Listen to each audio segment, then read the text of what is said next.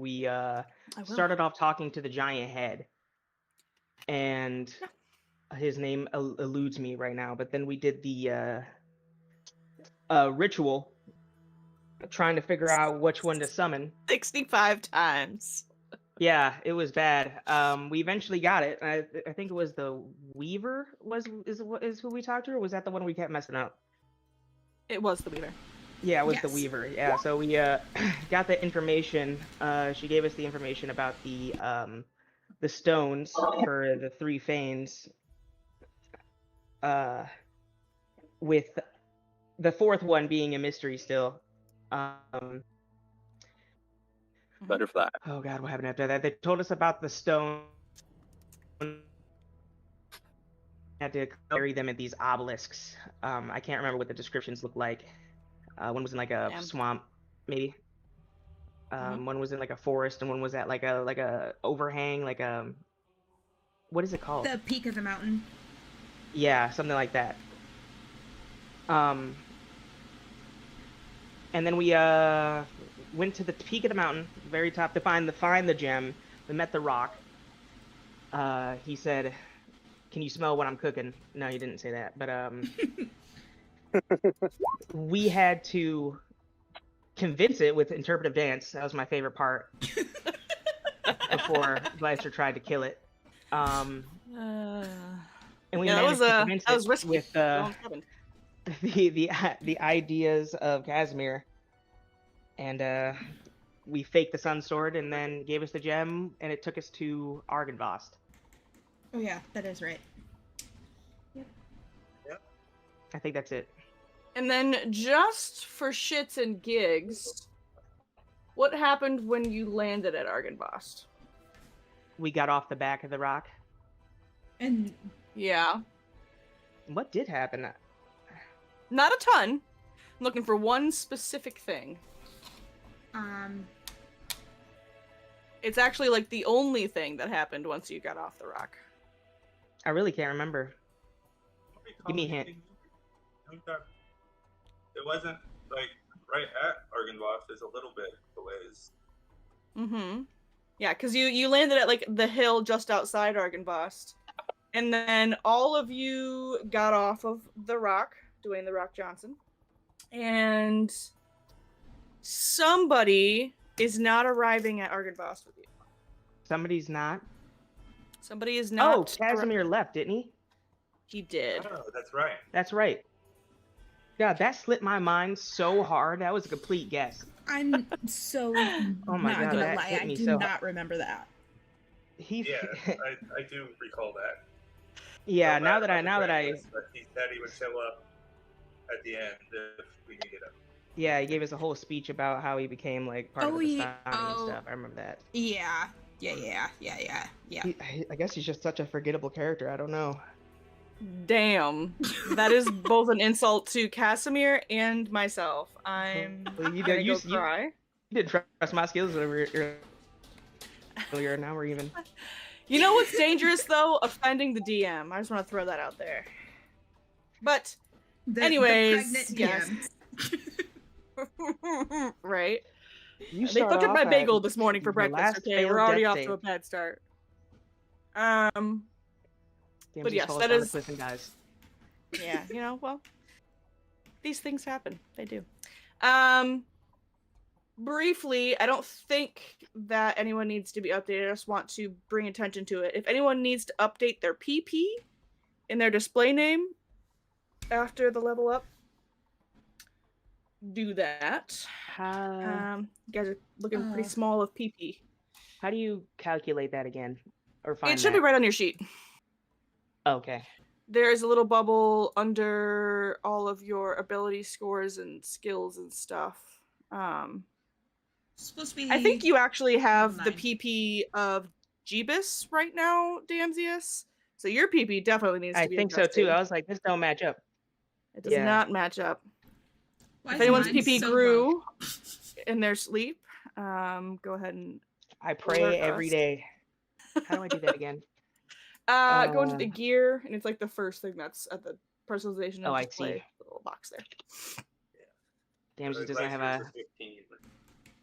I can't remember if his is accurate, but unfortunately, that's the one thing you can't do for Alan is handle his PP. So, all right. So, Zeus. God damn, I just had a whole stroke.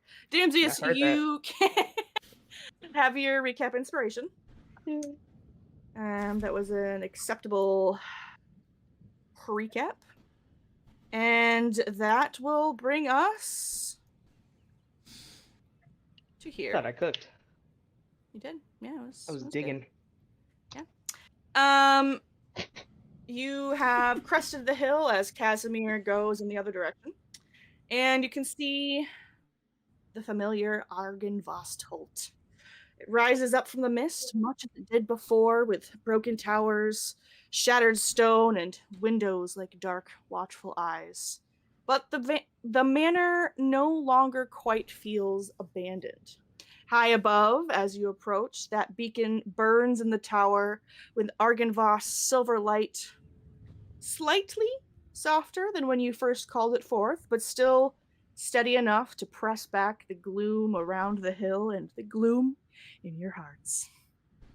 As you cross the grounds, the old silence seems gentler now, rather than oppressive, and the wind moves through the ruin without that same mournful bite. It beckons to you to complete your next part of your quest. All right. Go talk to a ghost guy. I do love doing that. Oh, and this is Calix's first time at the creepy manor that is Argynvostholt. This is only my second time, but I almost died the first time. Yeah, it doesn't have quite so much fondness for you as some of the others, perhaps. But were you Jeebus or were you Damsius? No, it was when we delivered the skull. I was Damsius then. Because I was Elsena when we almost died that day. Yeah, you were Alcena. I was Damsius. You've been 7 people, Paige, so I don't know. It's been 3. Too many. Such a look at me. Why am I moving you? That Mary yesterday. Oh, I just picked you up, Greg.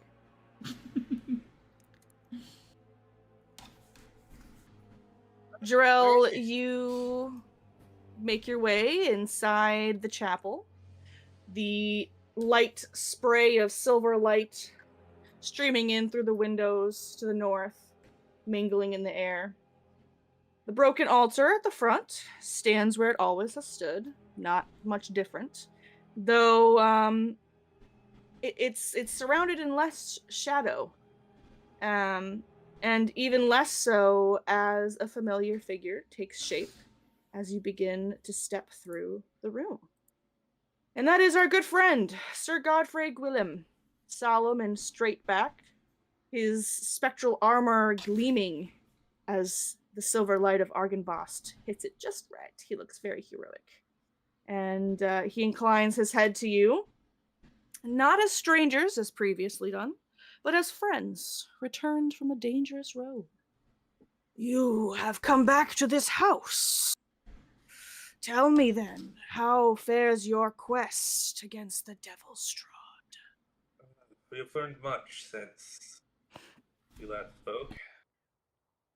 Visited the Amber Temple atop Mount Gycus.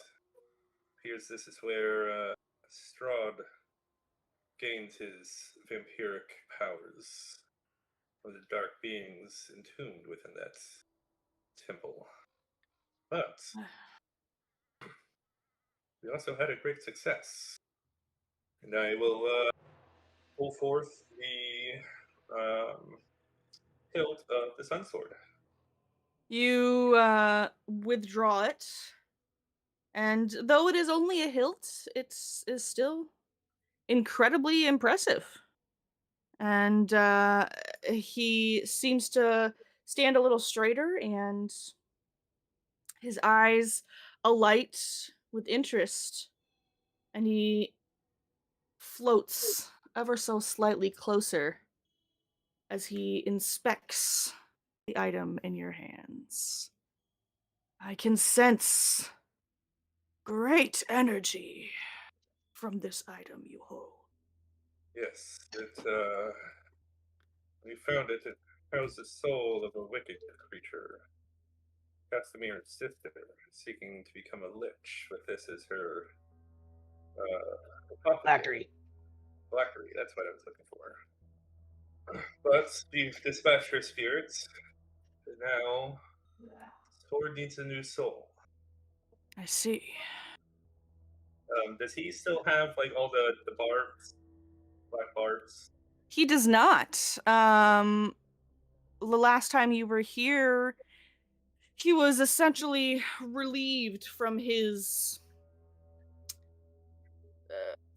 damnation, so to speak.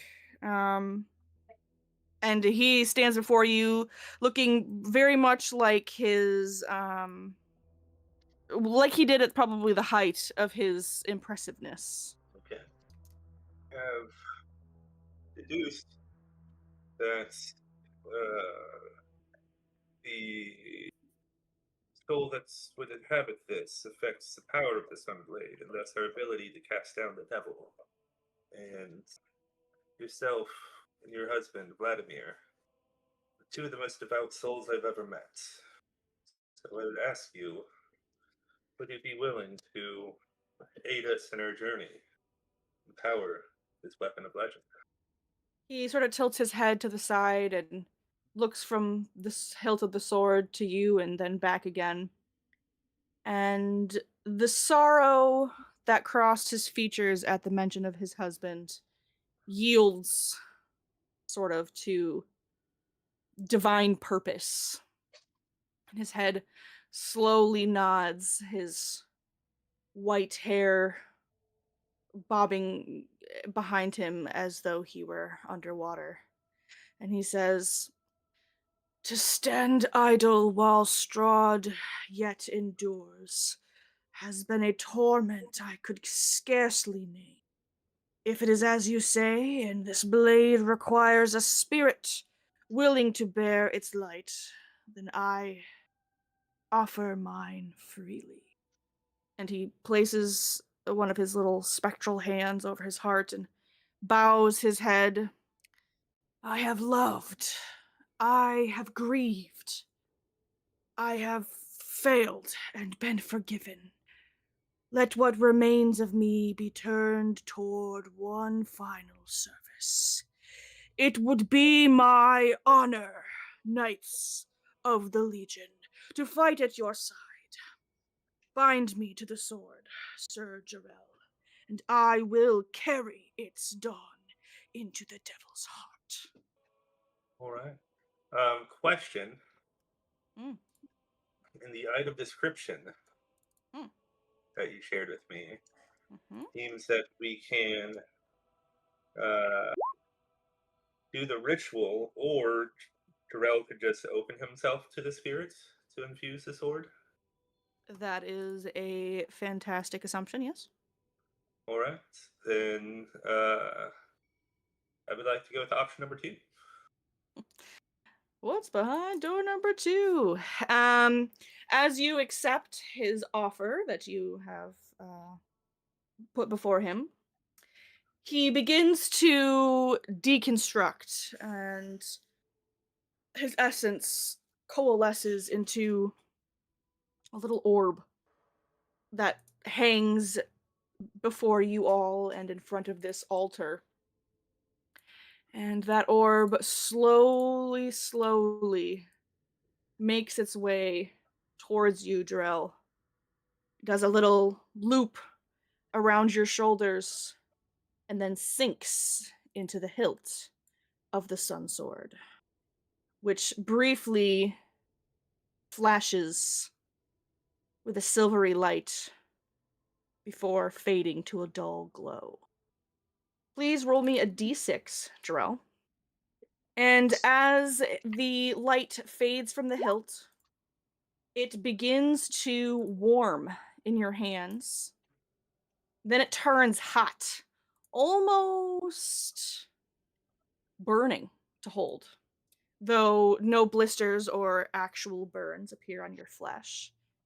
And that shattered stump of hilt sears again with light until very slowly, not like a lightsaber, but a slow growth, as almost if you're watching ice creep forward over a drip.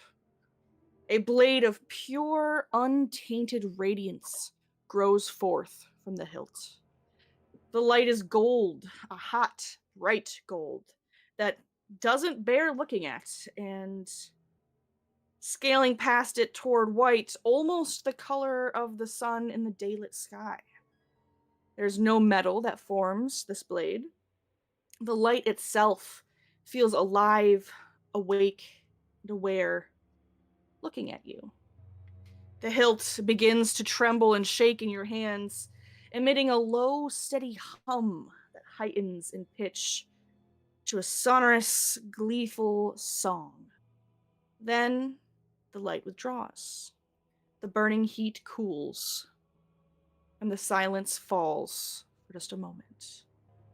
Then, and Damsius, this is most affecting towards you, there's a sudden burst of resonant light and song as a tower of golden light and energy bursts from the blade, filling the space all around you, Jarrell, with you at its center. It seeps through every hole and every crack in this broken room of the chapel, forming a pillar of radiance that you know is splitting the skies overhead. The dark clouds roil and the very heavens tremble beneath its touch, and your shadows all stretch out away from it, as if attempting to flee its burning brilliance in vain. And then the pillar of radiance recedes, the burning fades to a faint, comforting warmth. That song falls to a faint hum and then to silence, until all that remains is a blade of pure sunlight atop the sword's platinum hilt. It's a +3. Yes, sir. Holy crap. That was so cool. That was like the hardest bar I've ever heard anyone say anything. Well, that what now? is one of our tasks complete. Check. We found, or two now actually. We found Von Richten and Esmeralda, our hunter of hunters, the Sun Sword, and the Journal of Strahd. So we're three out of 4, aren't we? Yes.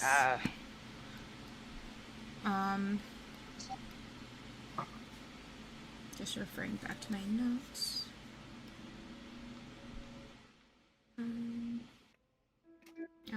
Yep, we found the sword, we found Van Richten, the Amber Temple. So we found the one for look to the west, find the water aglow with the light of the sun hidden behind the walls of man. Yes. That was the journal. Gotcha. Okay, and then the only other one I have is the House of a Dragon, heart once pure, corrupted by hatred, bring the light to his house, peace to the heart. Wasn't that the abbot? I think so.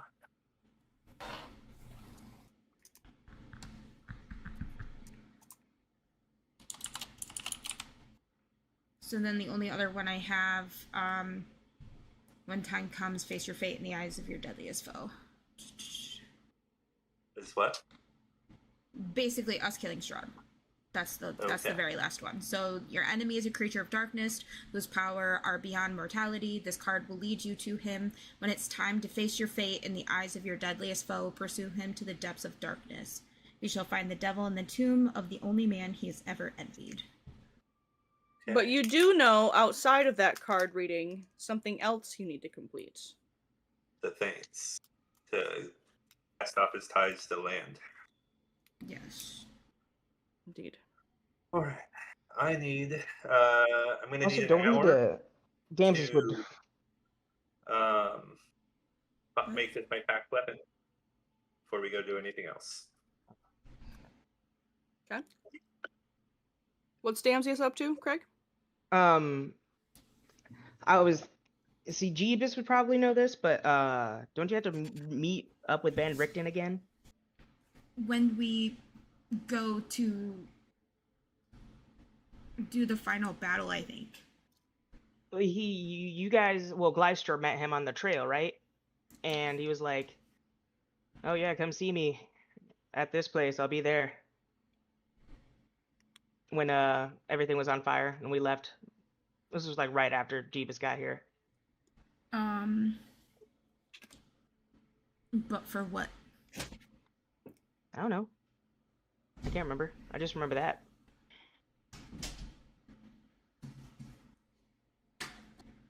Was this after Strahd's castle? Oh, this was way before. This was like right after I joined you guys, and we were at Valaki, and the festival happened. Yeah. We killed the Lady Watcher, or whatever. Walker, yeah. Yeah. Everything started to get on fire. We found out that this was Glass was gonna go as children.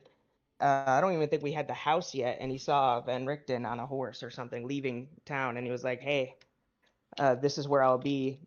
Come see me." That's vaguely what I remember. Yeah, I think that was for like when we were ready to confront Strahd. Okay. Yeah, That could very well I be do it. I just recall him wanted to saying make he was sure. going to his tower, which he had already But- found and robbed. Yeah, we did do that. That was after that. We yeah, haven't that seen was we after haven't that. seen him since then. Yeah, I was gonna Right. say that was. You then did go to his tower, but he was not present. Yeah, we haven't seen Van Richten since. And then we took all the stuff. I wonder if he knows. It's a I good mean, bet. he knows it's gone. He didn't do anything. It was those guys. Right. Sure.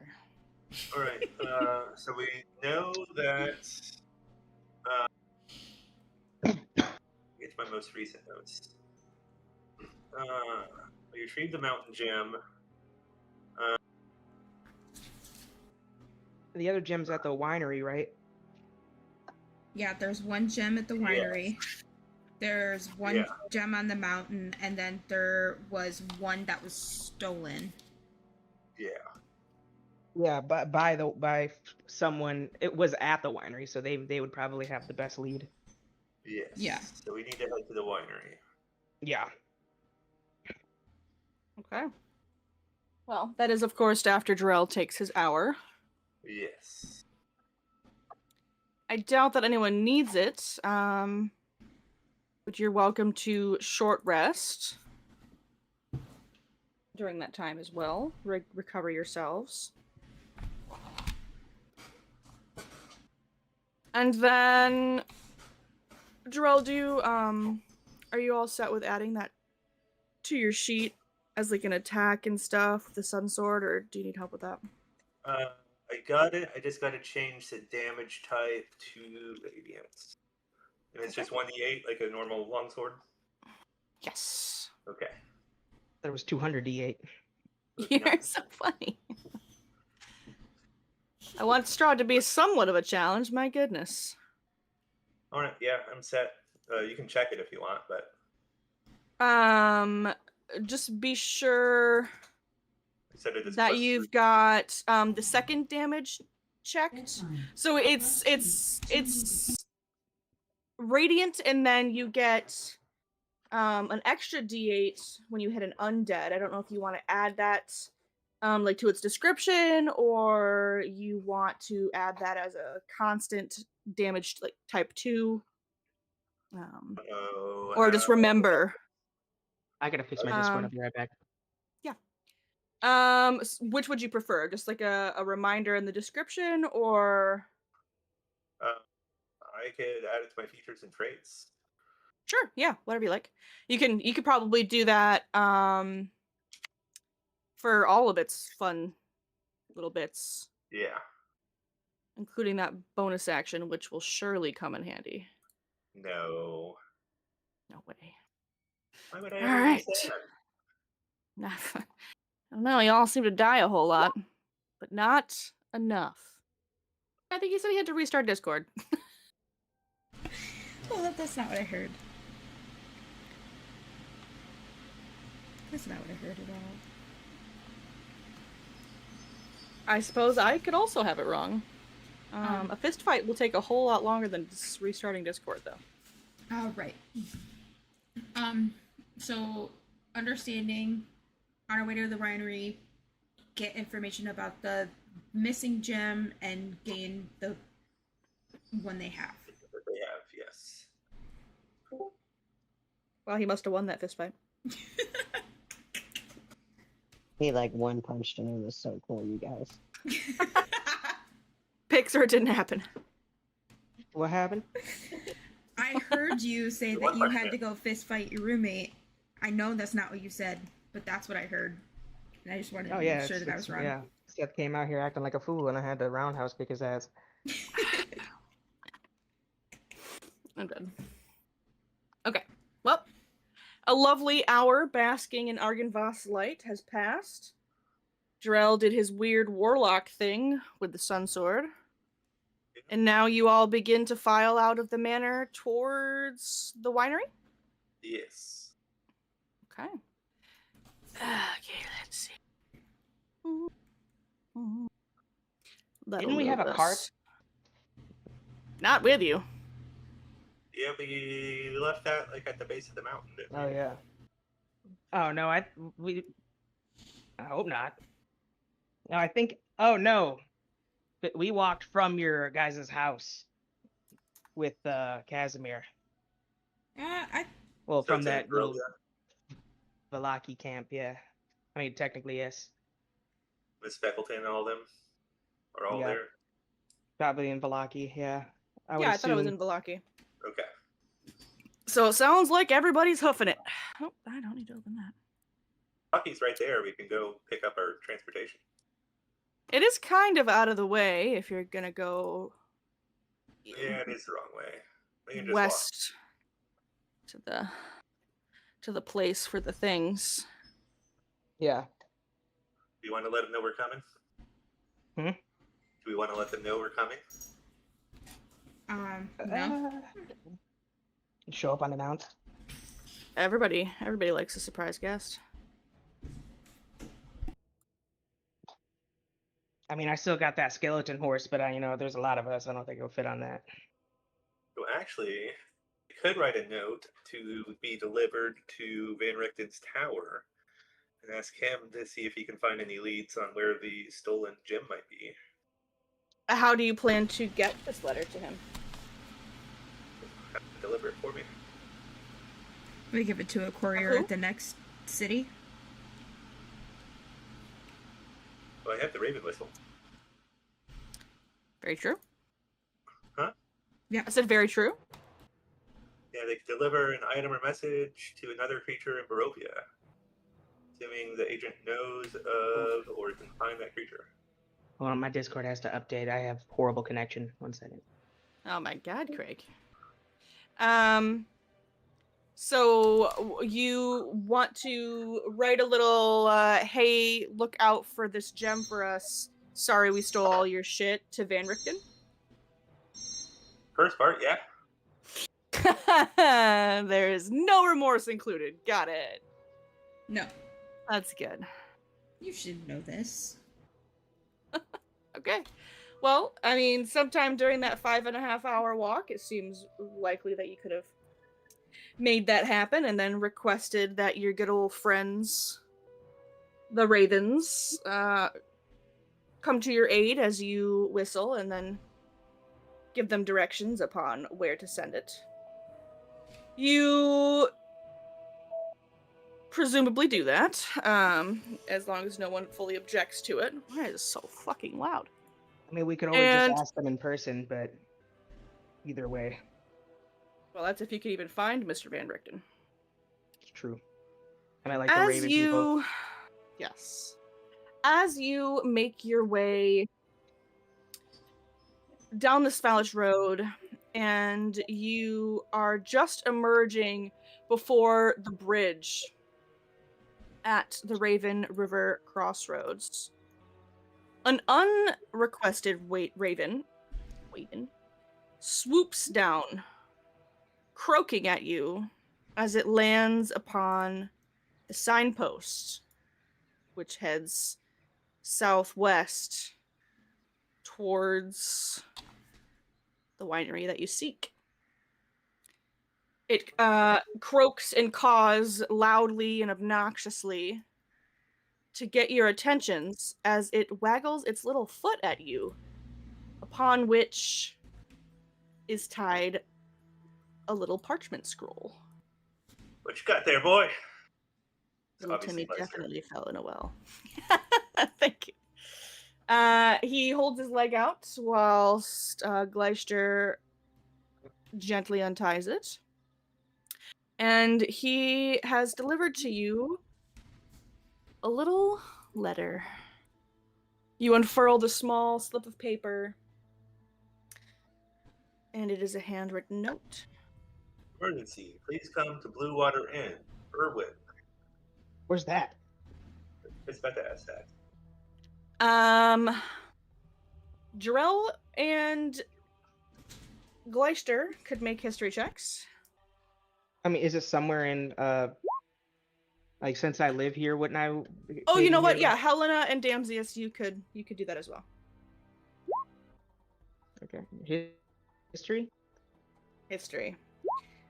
Unfortunately, Jarell and Gleister are both drawing blanks, so the latter of that is entirely non-surprising. Beats me, guys. I'm not sure. It's so sad because I have a +5. Oh, plus Look at the 7. Raven. Don't remember where the Blue Water Inn is. Which way is that? The Raven takes flight and does a few darting movements towards the east, the way you came from, making a few thin loops before landing back on its little signpost. Alright. Well, shit. Alright, guys. Though, you are quite close to your current destination.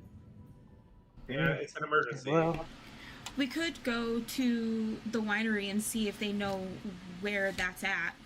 if we do that, we'll be there for a very long time in the emergency. You know what Come on, guys, we were so close. Please. Well, Is- we I can just take walked better 5 time. Isn't hours. Irwin from the winery?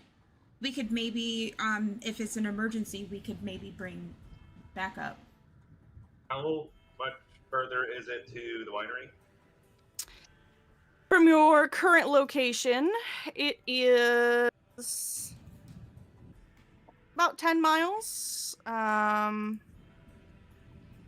which is 3 more hours? about 3.5 hours. And when we were last there, they had carts and stuff, like with horses? They did. Alright, yeah, let's go to the winery and we can hopefully use their horses and such to make it Faster. Okay. faster.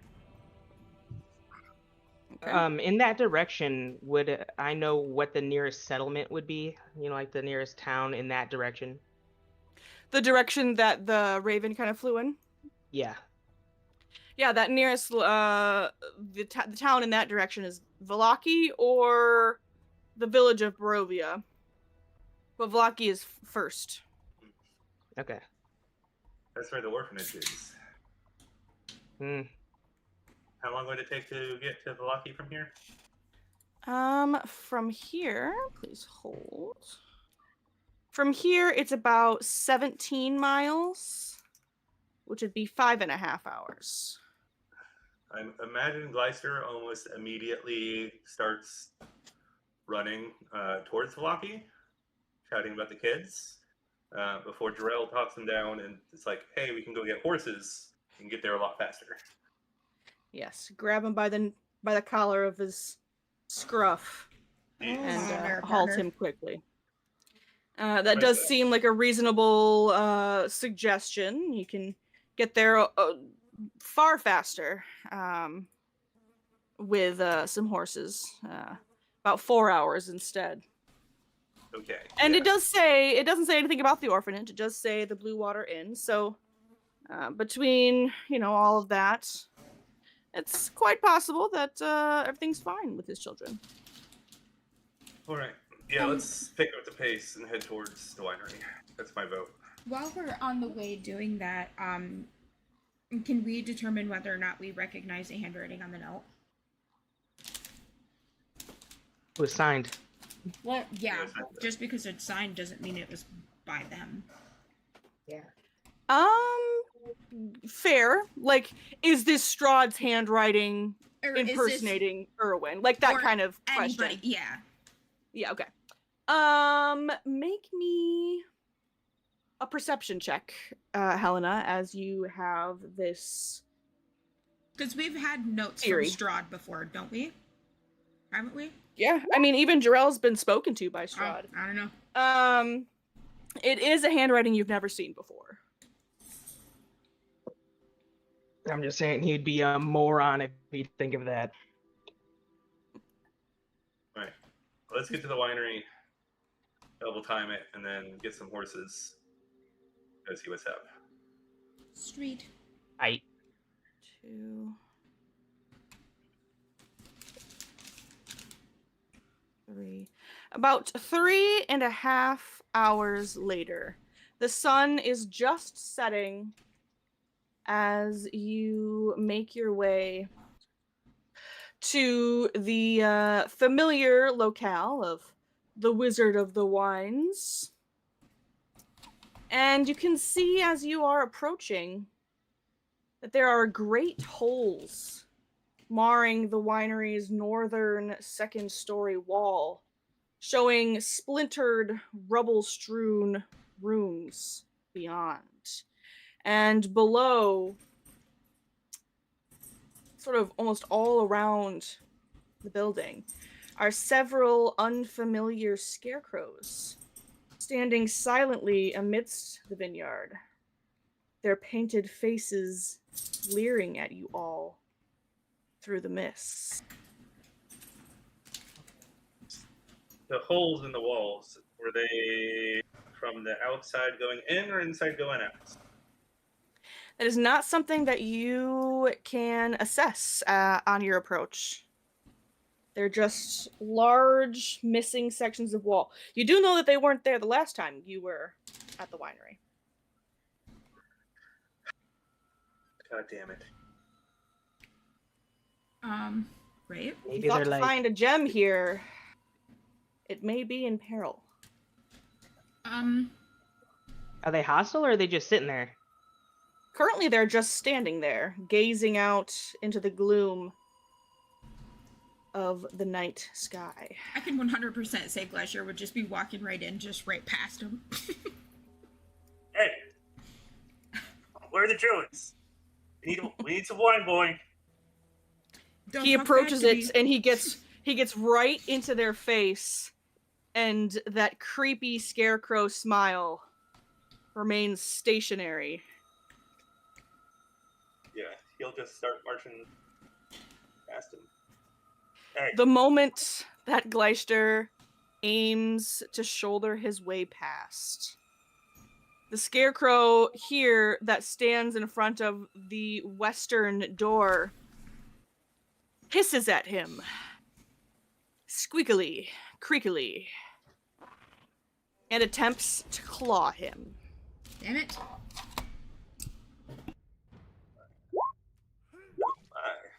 Nothing could possibly be easy. Oh, wow. Maybe you should roll for Gleister more often. Apparently. My goodness. Alright, let's triple check everybody's in here. Gleister, Drill, Helena, Damsius, Calyx. Oh, silly me. Esmeralda is not gonna sit this one out. There we go. Oh my god, she beat you guys. What? Good lord. It's one of those nights, I guess. Esmeralda is going to go off on a limb here and assume that these scares made of crow might be flammable. And she is gonna... Oh, let me enumerate these guys. That's gonna get confusing.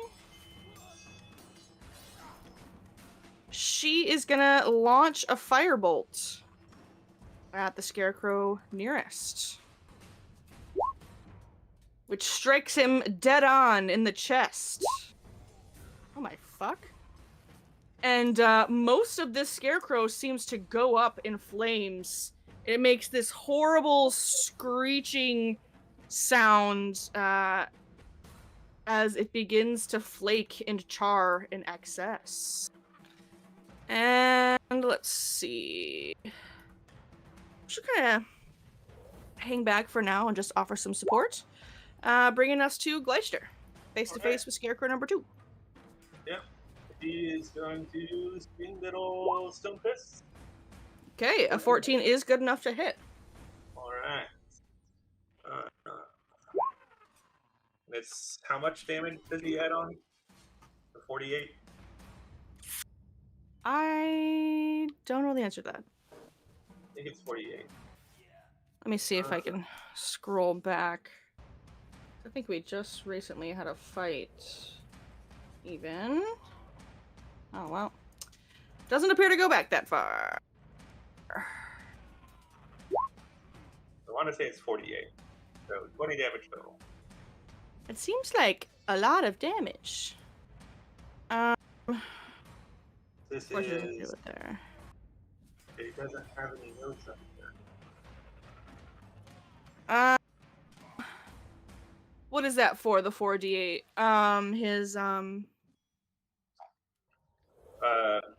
Because he only, instead of taking 2 attacks, he does 1 attack. With extra damage. Which You are correct. So 20 You are damage. correct. Alright. And Gleister slashes at it. Straw flying everywhere. Some vicious hopping later. You see one begin to crest around the northern side of the building. And it tries to catch your attention, Drell, with a terrifying glare. Good save. Wow! That was close. It was very close. Alright. Drell will put some distance between himself and this contemplating scarecrow. And shoot off an Eldritch Blast at Scarecrow 1. Alright.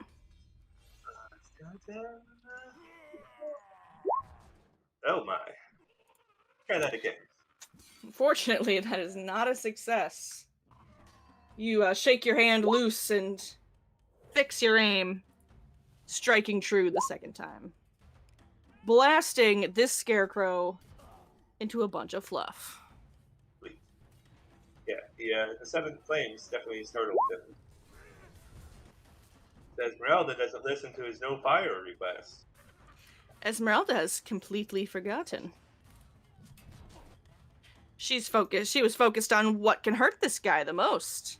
But if Jarrell chastises her, she holds up her hands and sorry. Helena. All right. I am going to Mage Armor. Alright. Myself. And Okay. then... I'm going to bonus action prep finger guns to action attack on my next turn. Okay. And I'm going to stay far away. Seems reasonable enough. We'll put on that mage armor. Alright. This guy is going to slice its claws in Gleister's direction. Nope. Ha! Beats it. Meets it beats. For a total of 12 slashing damage on our friend Gleister. And I hope Gleister's wisdom is like a 0, because that's how he's played. But go ahead and make me a wisdom save. Oh, yeah, it's terrible. Oh my Wow. lord. Alright, I take it back. You shouldn't roll for Gleister. Our good friend Gleister here is frightened. He's never posing Scarecrow before. It's a new enemy to fight. Even mundane things can pose dangers. However, will he protect those children in this world? Spooky Scarecrow. Spooky, scary scarecrows. Damsius. Trevor down your spine. Damsy's gonna run up to this one, place his hands on him, and inflict some wounds. Okay. Unfortunately, can't touch this scarecrow. That's some bullshit. I will cast. I'll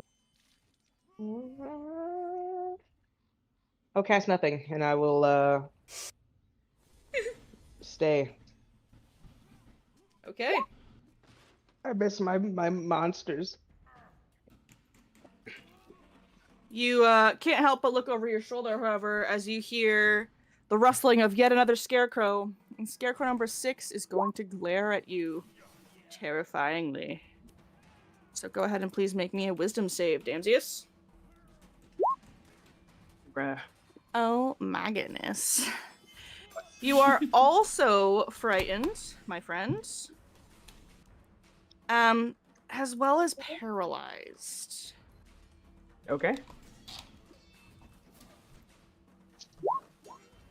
Calyx. Calyx is going to step down just a little bit over here and cast Tasha's Hideous Laughter on Scarecrow 7. Scarecrow 7. We have us Okay. another Malik. And then that will be it for him. Number 7. Okay, what is that? A wisdom save. DC is 15. All right. That is a failure, which means our friend here falls to the ground and begins to cackle its chittering laugh. That's for a full minute. Okay. And then he is going to take a moment to think with his bonus action. Okay. And move down over here in between them. And that's it for him. Okay.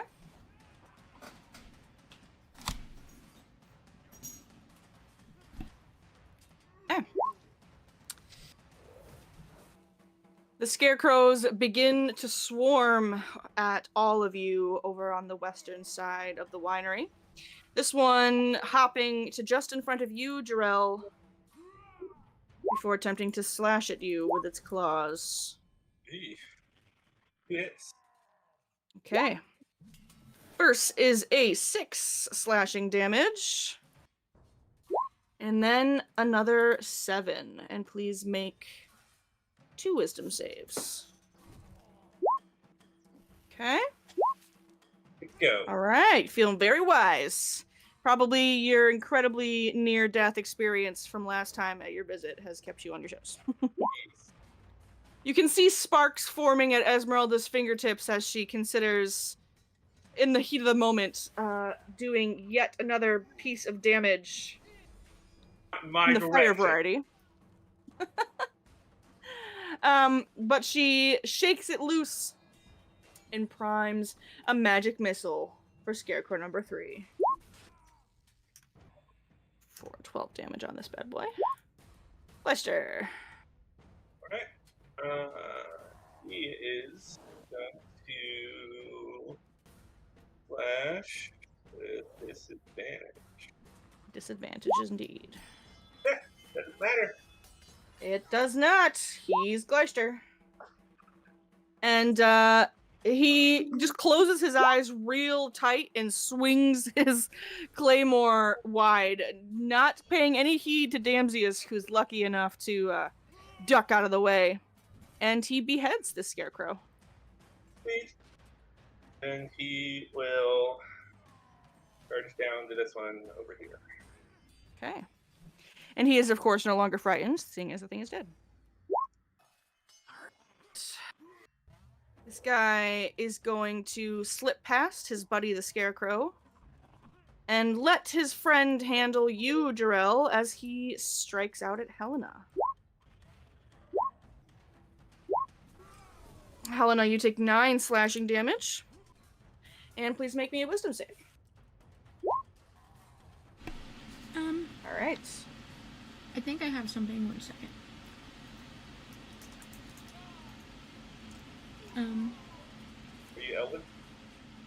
She is not. She is just a plain old human. It's an agility check. Not a save. Okay. Never mind. Mm-hmm. Oh, elves are charmed, not frightened. Yeah, charmed. Alright. Guy. Jarrell. Alright. I shall bonus action hex this scarecrow number 3. Okay. And blaze the sun sword to life as I wow. Doing great. Yeah. There we go. The first is still a hit, though, I will say. Oh, really? Yes. Okay. So that can be your first damage. Okay. And still up. It is. Right, and 18 more. Though with your second strike, it does indeed fall. Sweet. This guy is still rolling around on the ground, chittering its weird laughter, cackling. And we're going to make another wisdom save at the end of its turn. He continues to laugh, and he points one of his straw hands at Gleister as he chuckles. Helena. Frightened little Helena.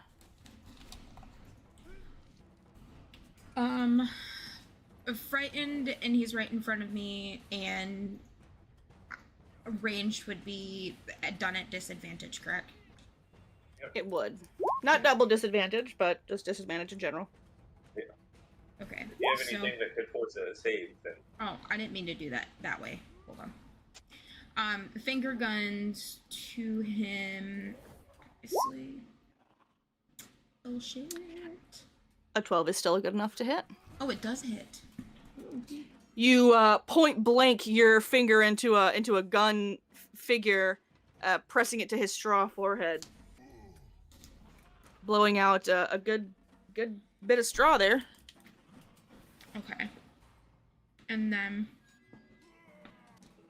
I'm going to use my quicken spell. And since this this lasts 8 hours, I'm going to cast Aid at a bonus action. Oh, okay. For Glacier, And who are we casting that on? Jarrell, and Damsius. Okay. Gleister is too many feet from you. Well then, for now, myself, Jarrell, and Damsius. Okay. I did not pay that much attention. Is Damsius within range? He is. Thank you. You are so welcome. Okay. That's all I can do. I don't know why, but I always have the instinct to write Jarrell with 2 R's. That is wrong. Alright. Trigger number 8. He's gonna look between Gleister and Calyx before rushing up on Calyx, attempting to claw at him. Uh-oh. And that 23 does in fact hit Calyx, though the 10 does not. Calyx, you take 11 slashing damage. Please make me a wisdom save, my friend. Gotcha. As well as a constitution save to see how Tasha's hideous laughter holds up. Alright, so Tasha's falls. The scarecrow abruptly... Oh my gosh. Terrible series of rolls, my friend. The laughter from the scarecrow abruptly stops. And you feel a creeping fear settle over you, Calyx. And you are also frightened. Awful. Damsius. You are frightened, but you are also paralyzed, which unfortunately means you cannot take actions or reactions. I'm so sorry. Okay. Do I like redo the save or no? It does not end until Scarecrow number 6's turn, which is next. But that does not help you. Okay. But you do have that extra 5 HP, which is great. Awesome. All right, beautiful. Thank you for coming. The Scarecrow will then, of course, because I am being very cruel this evening, run up on you, Damsius. And so fun thing about being paralyzed is that not only do attack rolls have advantage against you, an attack roll within 5 feet of you is in fact a crit. So this guy is going to swing on you as you are paralyzed with fear, only your eyes darting around. And he is going to crit twice on you, my friend. He still has to make the attack. Oh, my apologies. You are correct. I was being presumptuous. See, that doesn't hit. You're lying. Oh, the second one doesn't. You do not have mage armor on right now. Your AC is 14. What? Oh, okay. So sorry. So, you do in fact take 25 damage, my friend. Whoops. And Hold on, I gotta fix it. 56 plus 5 minus 25. There he goes. I am gonna need you to make 2 wisdom saves. 2? Yes. Oops. You snap out of it the first time that you're struck. And the second time you feel that you can move still, but you are still gripped by that visceral fear, and you are no longer, paralyzed, but you are still frightened. Okay. Alex. Calyx is gonna cast Firebolt on Scarecrow 8. Okay, that is at disadvantage. Gotcha. But it doesn't matter because 14 is good enough to hit. Awesome. And then that is it for him. Okay. The scarecrow in front of you bursts into flame as though he's doused in oil and begins to scream. You're probably far away enough that Jarrell doesn't mind too badly. No, it's okay over there. It's not my direction. Stop it.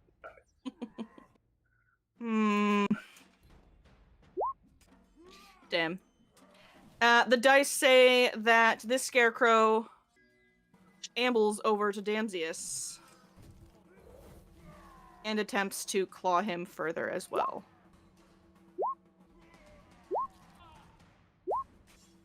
For 12 slashing damage. They're jumping me! They're just over there curb stomping Damsius and taking turns.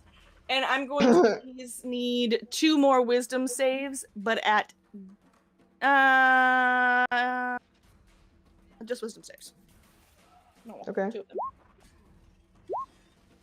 Fortunately, this guy is also very scary. How you looking, buddy? Ah! It's just senseless screaming. Esmeralda sees that Jarrell has handled one of the scarecrows and that Damsius is over there pinned up against the corner being absolutely demolished. So she's going to head over and she is going to start attacking scarecrow number 5. Her weapons in hand, she slices with her rapier and her hand axe, chopping this guy into oblivion.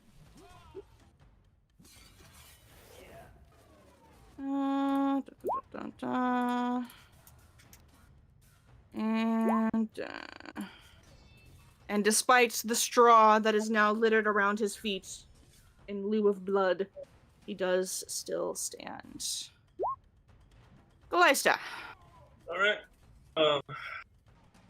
Gleister is going to hopefully be able to finish this guy off one hit. He has advantage since it is still prone. Yes, sir. That's terrible. That was a terrible advantage roll, but it is still enough to hit. But not enough to finish him off. Wow. Terrible damage rolls. Alas. But he will run over to defend Calyx. The scarecrow swipes at him feebly as he goes. Yeah, that's what it is. What it does. Alright. He ain't scared of no scarecrows. This guy is going to strike first at Jarrell and then at Helena. The 22 does in fact hit Jarrell, who is not scared of him, but does take 5 slashing damage. And now it's your turn. Bonus action, transfer my curse over to him. Okay. And That is a hit. Oh Goddamn. my goodness. And with the second swipe, you cut this scarecrow from shoulder to hip, and it collapses into a pile of nothingness. And Helena, you find it difficult to be afraid of a dead body, so you're no longer frightened. they're running down this way. Okay. This guy is going to carefully, slowly climb to his feet, turn to stare down Jarrell as he begins rushing over. Wisdom. Jarrell is also not very scared and says, "Go fuck yourself," as he starts running forwards. Helena. All right. I will come a little bit more forward. And I am going to cast Chill Touch. Upon? We'll do this scarecrow. Number 6? Number 6. Number 6 is touched by chill. Actually, I'm going to, spend a sorcery point and do it to both of them. Sure. The second one, you can see Scarecrow number 5. It seems to rot right before your eyes. The straw turning brown, then black, and then it simply loses its cohesion. Fantastic.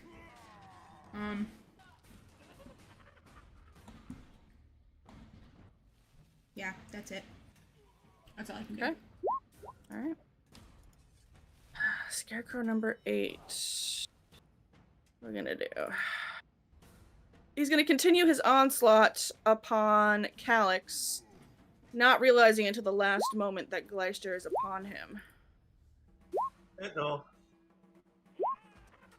But Gleister, ever the hero, runs forth, stopping beside his friend the Tickle Boy, and beheading this particular scarecrow as well, snapping Calyx out of his frightened stupor. He has never looked more happy to see anyone, even Poncho, and he spits that out of his mouth so quickly. It's almost like with venom. Very grateful, Calix is. Alright, Damsius, you are still quaking in your boots, but you're not paralyzed with it. Okay. So with fear, what happens again? Like, do I have disadvantage attacking, or? Yes, you have a disadvantage on your ability checks and attack rolls, and you can't move closer to it willingly.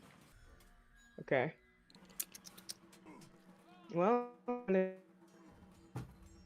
So you could disengage, for try it anyway. I'm example, going to or you try could just to disadvantage attack. Resting grasp. Oh my.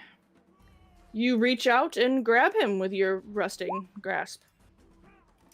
And your hand begins to drip with acid, burning away some of the scarecrow's straw, though he still stands. Okay. As a bonus action, I would like to cast this. Identify. Okay. Okay. Alright, so it's a con save that he makes. That's bullshit. Silvery barbs.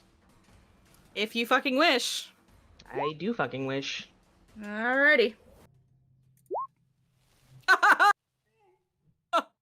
That's bullshit. I give myself advantage. No. Can you do that? I guess you can. You can choose yourself. That's terrible. Hate that. Alright. That sucks. At least your it. last spell slot's gone. Okay. Oh, that's just the last of the first level. Great. The claws strike out at you again.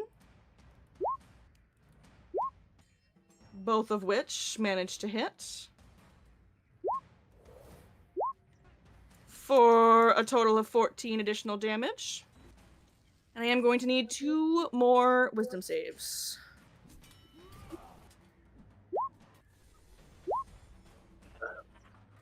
Double scared. How more scared can I be of this guy? You're not more scared, but you are re-scared. It is now going to last another round. That frightened from the previous time around did not go anywhere, because Damsius is a coward. Fucked. Calix, you are up, buddy. Alex is gonna like sidestep Clash Gleister just a little and cast Acid Splash on 7. Okay. Let's see. Oops. Dex save for this guy. Oh no! And you give the old sploosh, splashing acid up into this scarecrow's face. And he begins to steam as his straw is burned away slowly. And then that will be it for him.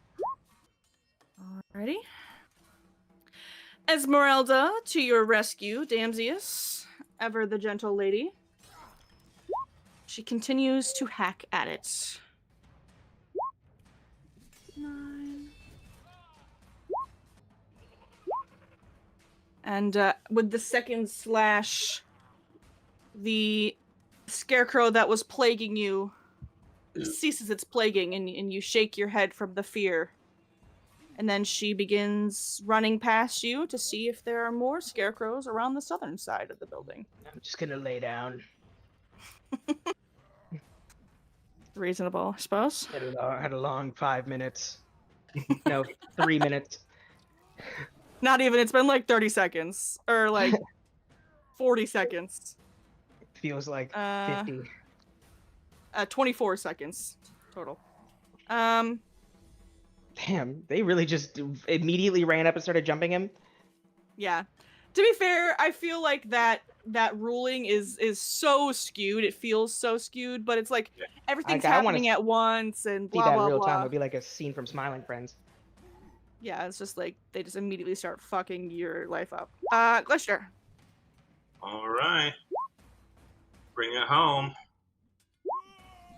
With a final slash, Gleister vanquishes the last of the danger at the Wizard of the Wines.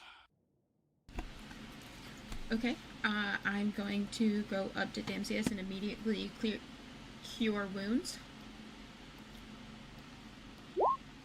Oh, fuck. is It slowly starting to crawl to the ground. I'm just gonna lay down. A bit tired.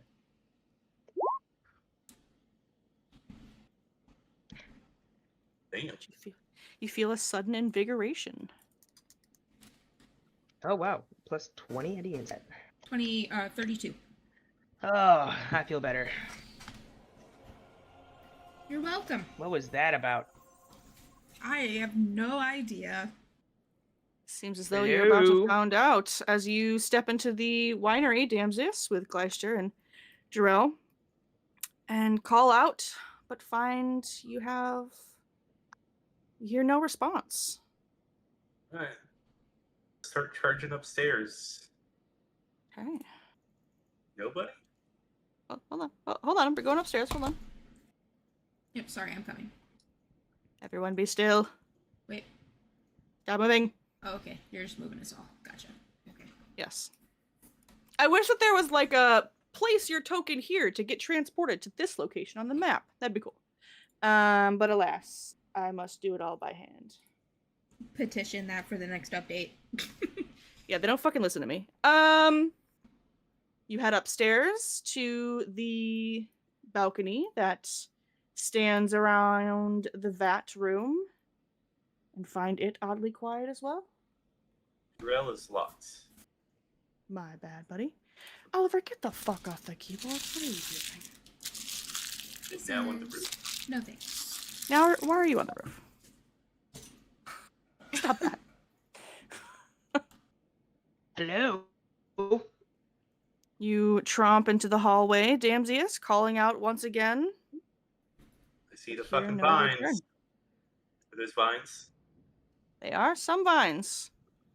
But God they look damn it. like they are kind of hacked away at. They don't seem living, if that makes him feel better. No. Still having flashbacks. Yeah.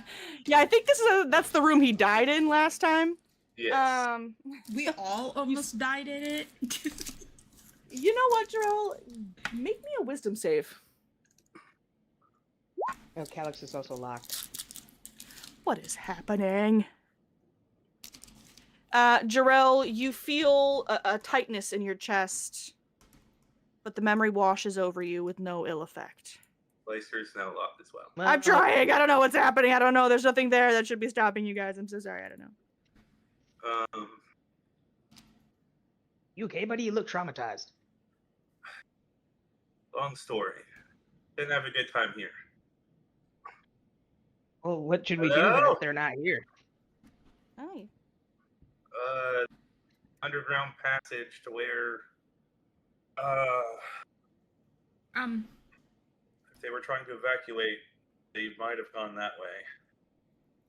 Can we tell how long it's been since there had been people? Like any recent signs of life? Did we?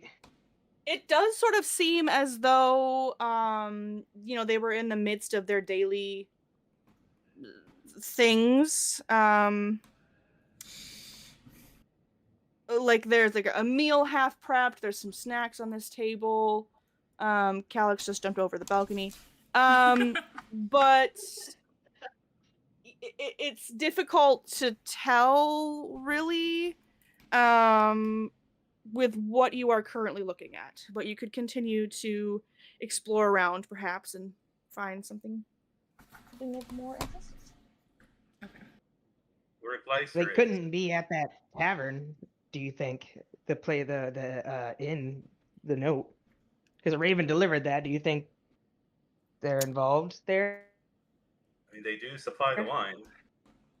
Calyx, the door that you're standing in front of, it is open, and you turn your head a little to peek in, just as one does when passing an open door in a hallway, and you notice that the wall, the partition to the west, it has been reduced to splinters and rubble, absolutely destroyed.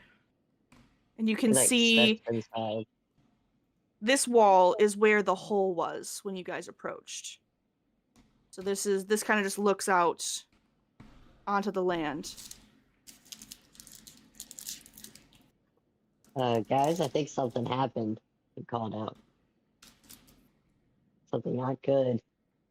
When you make it fully inside the room, Calix, and kind of look around, you can see that this wall that is now shared between rooms, it is engraved in scorched, blackened wood, as though someone took a burning iron and wrote you a little note, big and bold, on this wall. And it says, "A mother never forgets." That is not good. Well, we're fucked. And he would just like start laughing to himself, like, "Oh, this is just my day." What does that mean?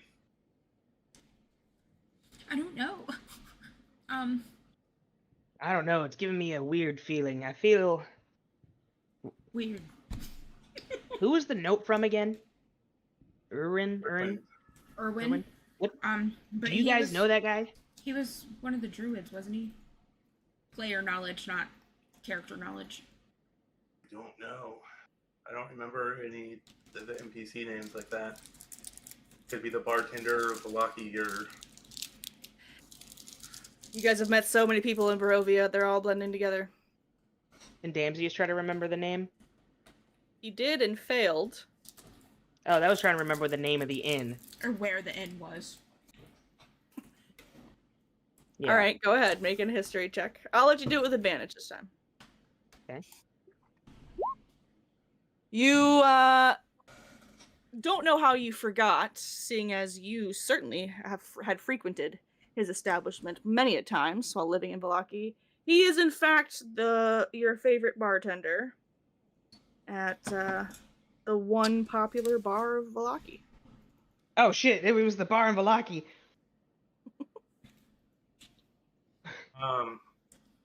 Well, remember when we first got here, we came through the underground passage. Part of the room had a fungus thing in it, and that's like where they store some stuff. Yeah, it was the process. The wine cellar from like the house to the west or whatnot. We saved the child, and then they took us to the underground that we went, and then we had to go through multiple storage units, and then it was up in the place where we just entered just now. Like the basement goes up to the room with all of the wine.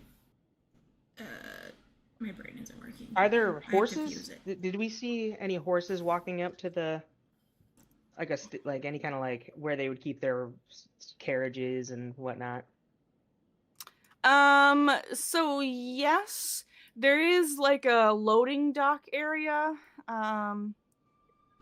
There was a wagon in there filled with barrels, but you didn't see any horses, obviously, though you didn't look around too much down there.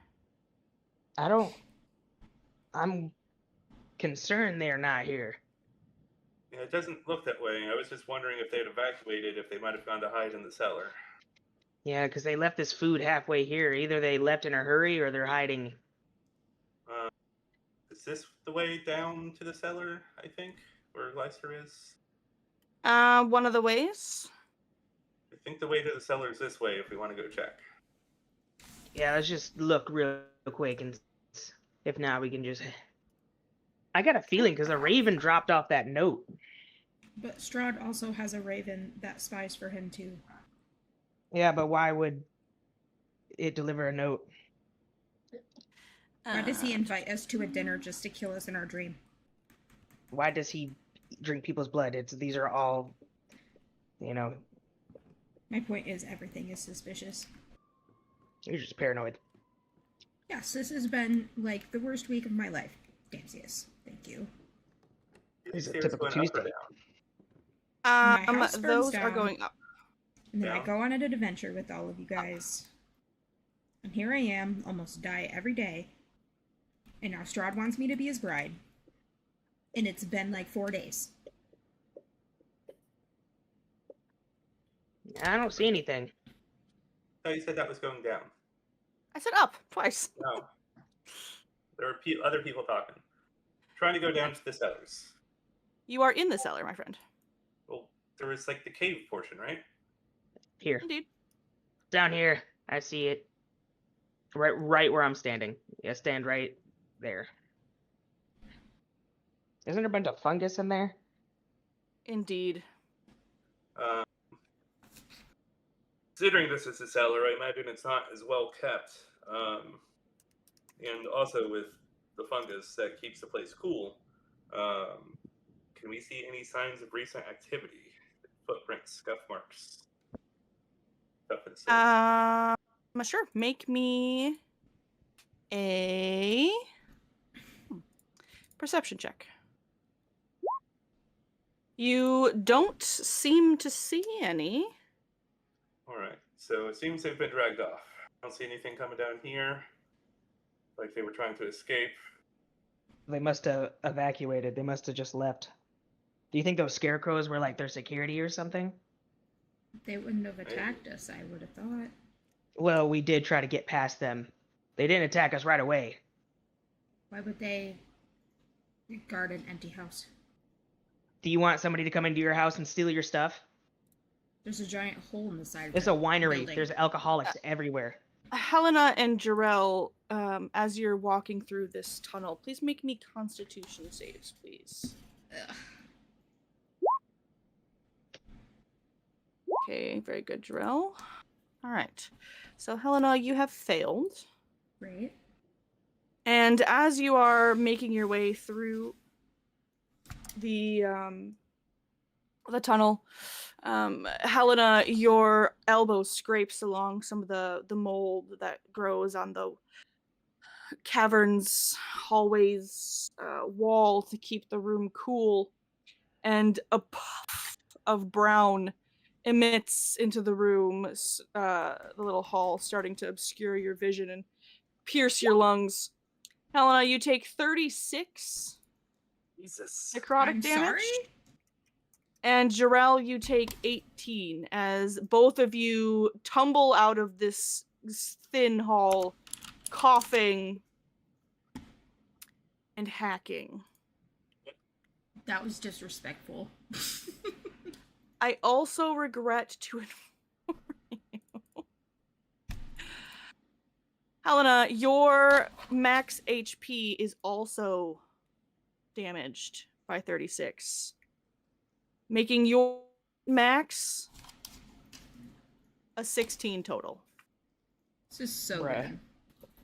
God damn it. This is awesome.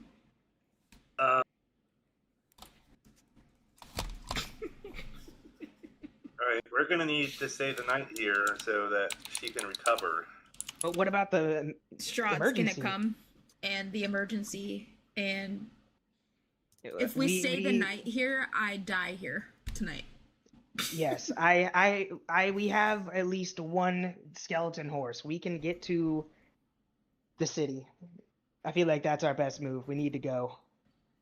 Alright. I don't think anybody's here. I'd like to point out, feel free to do as you like, of course, please. You all do feel a certain exhaustion. 1, 2, 3, 4, 5, 6, 7, 8, 9. You did already travel for 9 hours total on foot. So we have to. Okay, let's. If you're planning to make the trip back to Vallaki, horse or no horse, there is going to be some level of exhaustion involved. What if we find a carriage and then we can hook up the horse to it, and at least one of us can drive it, and the other people can rest? Then only one person is going to have a level of exhaustion. Let's do that. Let's go see if they have a spare carriage. I'm down with that idea. I Okay, agree. let's go. I'm AFK right now. Yeah, I would like to go to where the able to control the stables are. Okay. Well, you guys make your way up the windy wooden staircase, and Damsius, you wander around enough till you find yourself in their little loading dock room. Is it just this one, or do they have like others? It of the is carriages? just that one that you see. Okay. But this is one of the bigger rooms. Doesn't seem like there's suitability, at least in there, for another carriage. Though perhaps it's in this little room here. Can I listen into this door? Fandel Repair Nora has joined us. Yeah, feel free. Perception check. You hear nary a sound. Okay. I would like to sink into the shadows, and go under the door. Okay. Yeah. So I would like to sink in and just go on the other side. All right. You carefully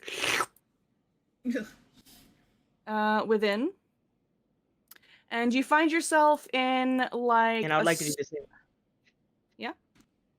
Oh yeah. Never mind. It's answering my question. You find yourself in what appears to be a stable, and now that you're inside, you can hear the buzzing of so many flies. And the ground is slightly sticky beneath your feet as you step into, rather coalesce into a pool of blood emanating from these sweet creatures. Oh no! Oh. Okay. He's gonna slide back out of the door and close that and get out of the shadows. Yeah, don't go in there.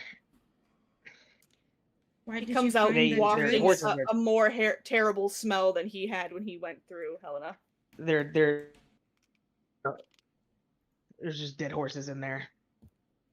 Oh, those poor things. And Damsey's gonna dump out his bag, and like a little pile of bones is gonna be in there, and then it'll turn into a horse. Okay. Where did I put this spectral horse of yours? I was going to ask if you could turn their bodies into workable horses so we could get to the I'm lucky. sorry. It cut out a lot. What happened? He was wondering if you could make the horses functional to ride for the rest of us. Like bag of bones them or something? Yeah. That's a big ass fucking horse. Like bring the horses back? My connection's really bad. Everyone sounds like a robot. Yes. Why is my internet so doo? I can't make zombie horses. That's not part of my thrall list, which is... could I? I can make thralls to a challenge rating. Couldn't in theory. You have a certain types of thralls you can make. So Jesus Christ. You can, but only like certain items, like certain creatures. And those go up to a certain challenge rating. Like the Gorger has a challenge rating of 1, and the Bone Beast has a challenge rating of 1, but the zombie has, a challenge rating of like a quarter or something like that. So you are able to go up on your challenge rating. You have, because you've got the Bone Beast, the Gorger, whatever. But that doesn't apply to like wild shaping into any animal with this CR, if that makes sense. If you caught that. Sorry, the Wi-Fi's out right now. He's having some connection issues. Goodness. All right. Does this happen frequently? Do we have an estimation of when they might return? I think he's working on fixing it as best he can now. Usually it's out for about 10 minutes at a time, though. Okay, why don't we take a brief 5-minute break? I could use a potty. Babies and all that. And then we'll come back at 8:55 and we'll see what the dealio is with Craig. Okay. All right. BRB, everybody.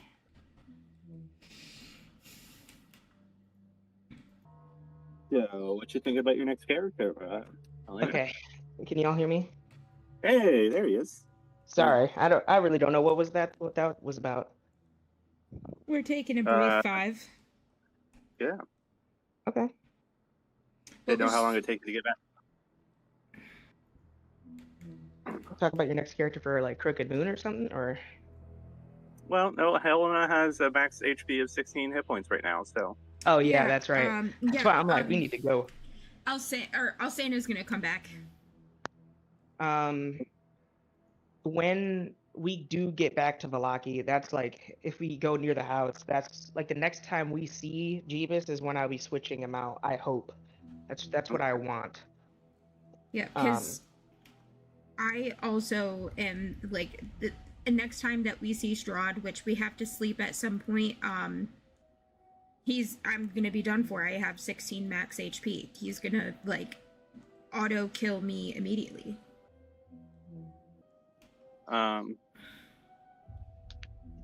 Unfortunately, the light put off by the sunblade is not actual sunlight. It is a brightness, but yeah, it wouldn't be like tells him. I have daylight, but that's not gonna stop him from. It'll just stop him from regenerating. We can like maybe aura farm him, scare him off. How long does daylight last? I believe 10 minutes. I think it's like an hour. Yeah. An hour.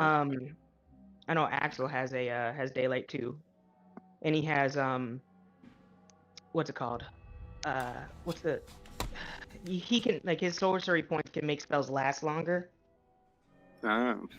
So he can, in theory, cast daylight on something for like multiple hours. Oh, you have like extended spell? Mm-hmm. I think that doubles it, but that's. Oh, it's like depending on how many spell points you use, it increases it. So if he has enough, technically, he can have like a 24-hour daylight. But I doubt that's possible, but in theory. I'll be right back. Right.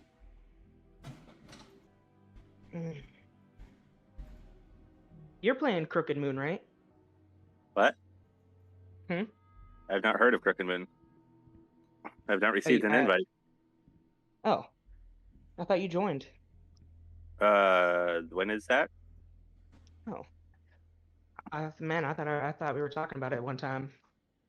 It's a Friday game.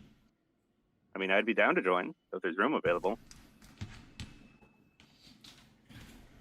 There's Lisa, me, you, Axel. Wow, why is this so bad? I swear you knew about Crooked Moon. Is there a Discord group for it? Not yet. We were just talking about it because it was one of those that we were thinking about starting after Lost Mine. But she's thinking about also doing Descent into Avernus on Saturdays for our Thursday game. I mean, I'd be down for one more game during the week.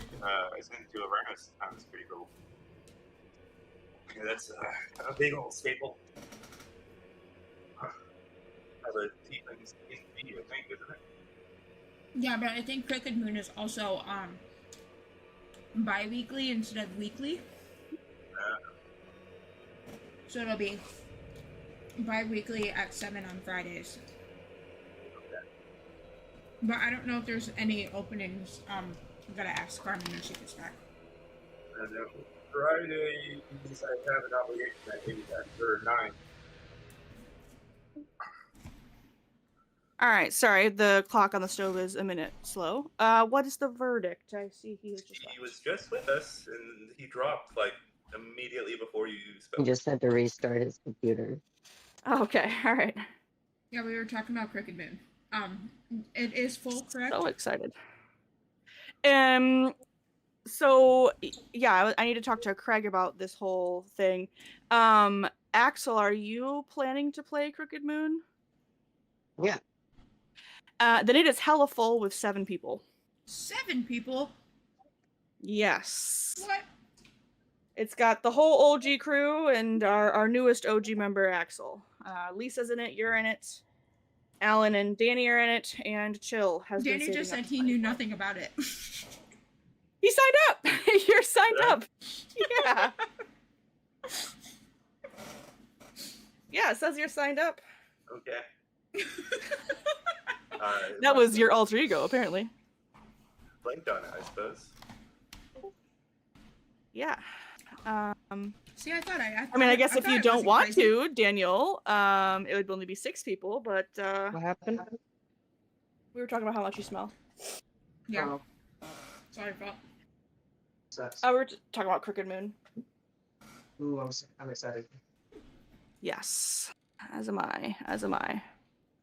But yeah, with all of the main players of the guild, it is full at 7 people. And it's bi-weekly, yes? To start, all games are going to be bi-weekly, but the intention is to do weekly. Okay. And that'll be Friday nights. I might not be able to do Friday night. I have an obligation Fridays from 9 to 9:30. What time zone are you? East. Is it an in-person? Like you would need to be like out by like 8:30 basically? No, it's on my phone. It's another game I play, but there's an important event that is online every week, Friday, Got 9 it. to 9:30.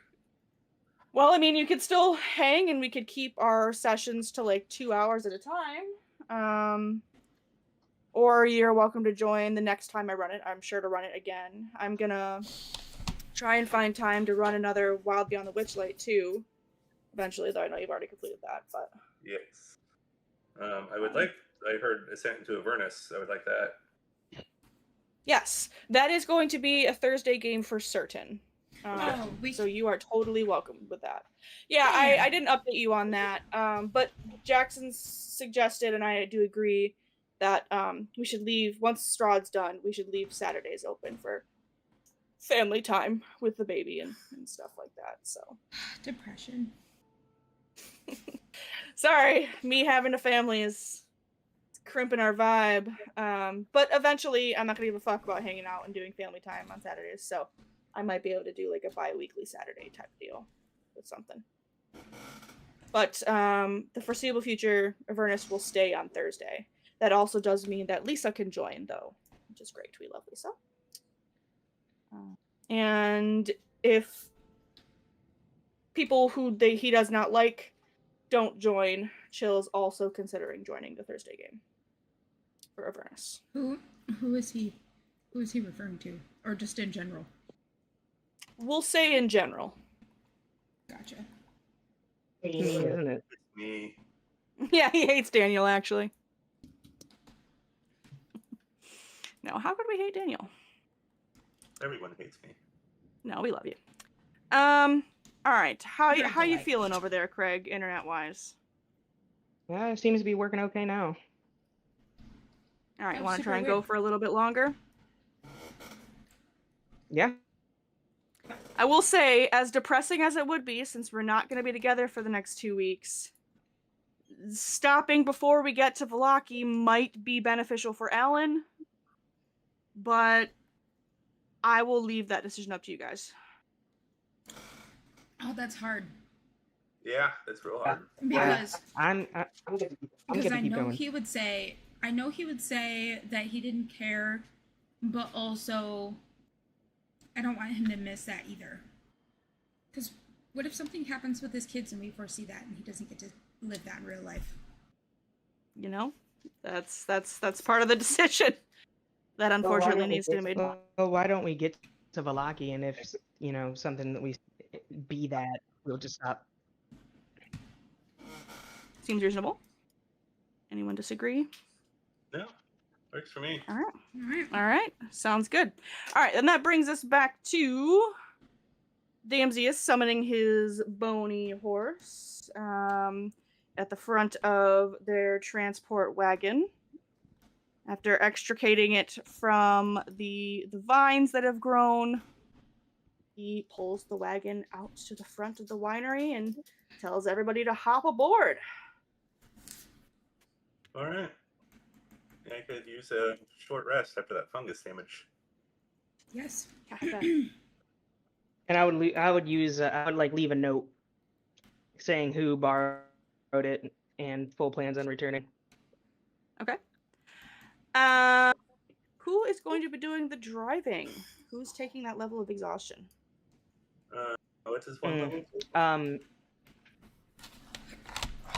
Can I ask this question? If we get to Valaki and we see Jeebus, will I be switching, or should I, or no? That is going to stay your choice. Okay, yes, then Damsius will do it. Okay. One level of exhaustion is disadvantage on all ability checks. Okay. So mark that on your sheet then, Damsius. You should have a little exhaustion box. It'll do everything automatically for you. And as everyone is getting situated in the back of the cart, Jarrell, you feel a tickle in your brain. And it's making you a little deja vu in a really negative way. But the voice that then speaks inside your skull is not that of Strahd or the Raven Queen. You actually have a hard time recalling who it might be. So I'll give you a history check as I relay the message that is spoken in your brain. It says, I need your help. Lady Wachter has betrayed us and the town has gone mad. I cannot reach Stella. When will the Legion return? I'm going to use an inspiration to reroll that history. Sure. Jarrell's memory's shot tonight. Apparently. How long's the trip with the horse and buggy? Great question. I think I said 17 miles, but let me just double check that. Shmeep, shmeep, shmeep, shmeep, shmeep, shmeep. Okay, it is further than that. It is 26 miles, and you can go 30. So you'll be there in a day. Yeah. I will... Isn't Lady Wachter dead? Didn't we kill Lady Wachter? Are you asking the voice, or are you saying this out loud to your friends? Out loud to my friends. And to my head, actually. We killed Lady Wachter. Didn't we? Would Helena and Damsius know that? Because Paige, yes, we absolutely 100. They probably were a part of the big riot. Yeah, the riot. Not like, they might not have been rioters, but they were probably part of the crowd. Because remember, that festival, attendance was mandatory. So everybody who lived there had to be there. Right. I would imagine that they probably know that she's gone. You guys are the ones who killed her? Maybe. I knew she was evil. Yeah, it was... All the leadership there was evil. Yeah, nope, she's definitely dead. I do remember seeing her dead. I'll reply to the voice in my head that Lady Wachter is dead, and we're about a day out.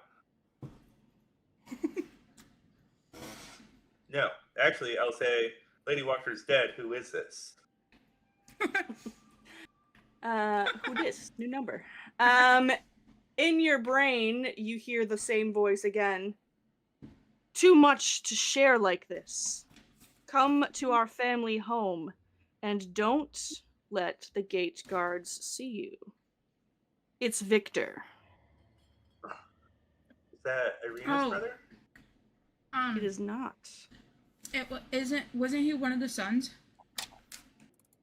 Because Irina's brother is Ismark. yeah. And what is Carl? Carl is a Wachter. One of Lady Wachter's sons. Isn't Victor the other one? I will let Jarrell, do you relay that you're receiving a message from someone named Victor in your brain? Yes. Okay. Helena and Damsius, you may make history checks at advantage, though Helena clearly doesn't need it. Your first question as he says this, I mean, y'all are good. Both of you at the same time, you look to Jarrell as he says, some guy named Victor? And you both say at the same time, questioningly, Volakovich? And you are both aware that Victor Volakovich is the old burgomaster's son. Oh, yeah. All right, apparently shit's really hit the fan in Valaki. They're saying Lady Walker's back. I don't know how. And Victor's reaching out for help. Oh, Says not to shit. let the city guards see us. Oh. Okay. Well, shit. Let's go. Something. All right, be there as soon as we can. When we get there, I can make a few of us invisible. Level 2. Yeah. I have a quick clarification question. When Strahd visits, is it every 24 hours or every confirmed rest? Do we know that mechanic? At this point, I would say that the pattern says every evening's rest. Okay, so just when we go to rest. Because I just wasn't sure if we were going past our normal amount of rest time into the level of exhaustion, if he would show up anyways, or if he would wait until we were reasonable. Yeah, reasonable. Nope, I'm here to ruin your sleep. Okay, well, Just want to mentally prepare. It is deep dark into the night, just a few hours before midnight. And you all begin to creep off into the land of Barovia to begin your journey home. 1 hour. 2 hours. This is a dumb question, but can I cast 3. accelerate and decelerate on the horse to make it go faster? Can you post it for me? Be good for a short rest now. Yes. You can have a long rest. Long rest, okay. No, that is damage. Damn. 5. Good thought, though. 6 hours. 7 hours. About 7.5 hours into your trip. You are well on your way towards Valaki. It's actually just over the bridge that is nearing up ahead.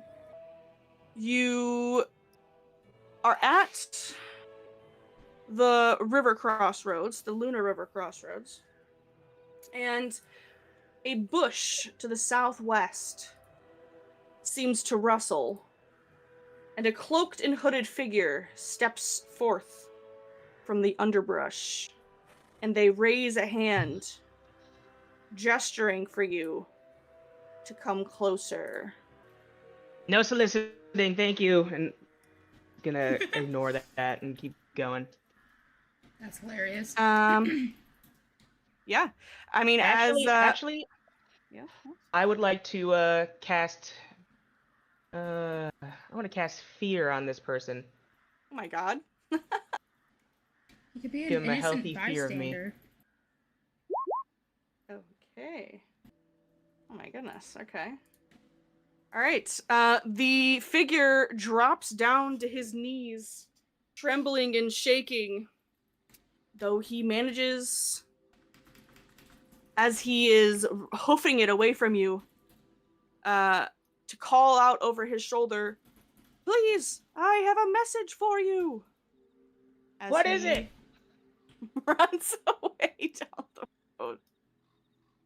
But he's afraid for a full minute here. Well, it's a concentration, right? I just drop it.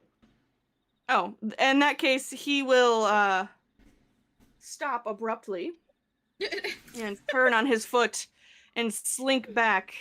You can see the face under his hood is super fucking irritated. I'm just He saying, he I'm he, always he does ready. he does that gesture once again while he's like sort of looking around, almost like checking his surroundings nervously, as though he's afraid to be watched or afraid to be jumped, or surprisingly frightened. What's the message? Slowly, as you all refuse to find solace with him and receive his message covertly, he creeps up towards the edge of your carriage. And, let's see.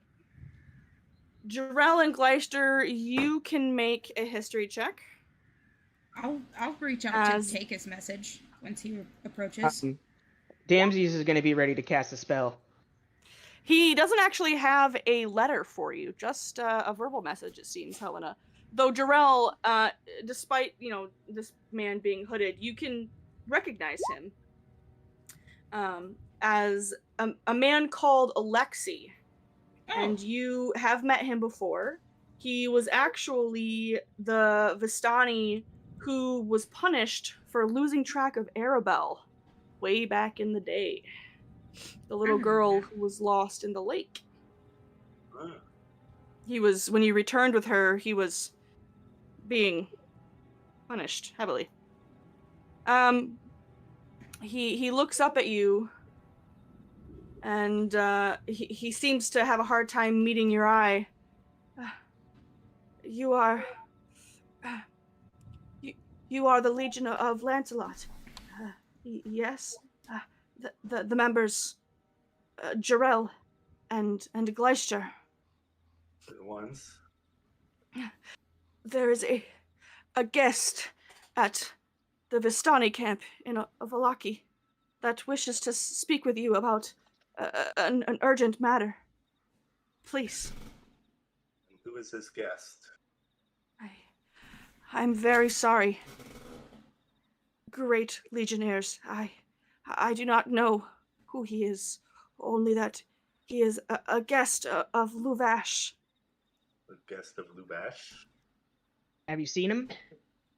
I have not seen him myself, but Luvash ordered me to come and seek you out and make this request. He is unable to make the trip himself. Lester says, well, we gotta check on the children. Be along shortly if we can. I understand. I will warn you.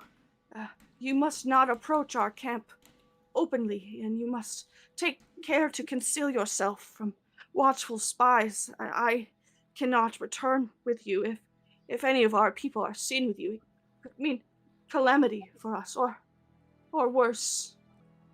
If we go with you now, will that make it easier?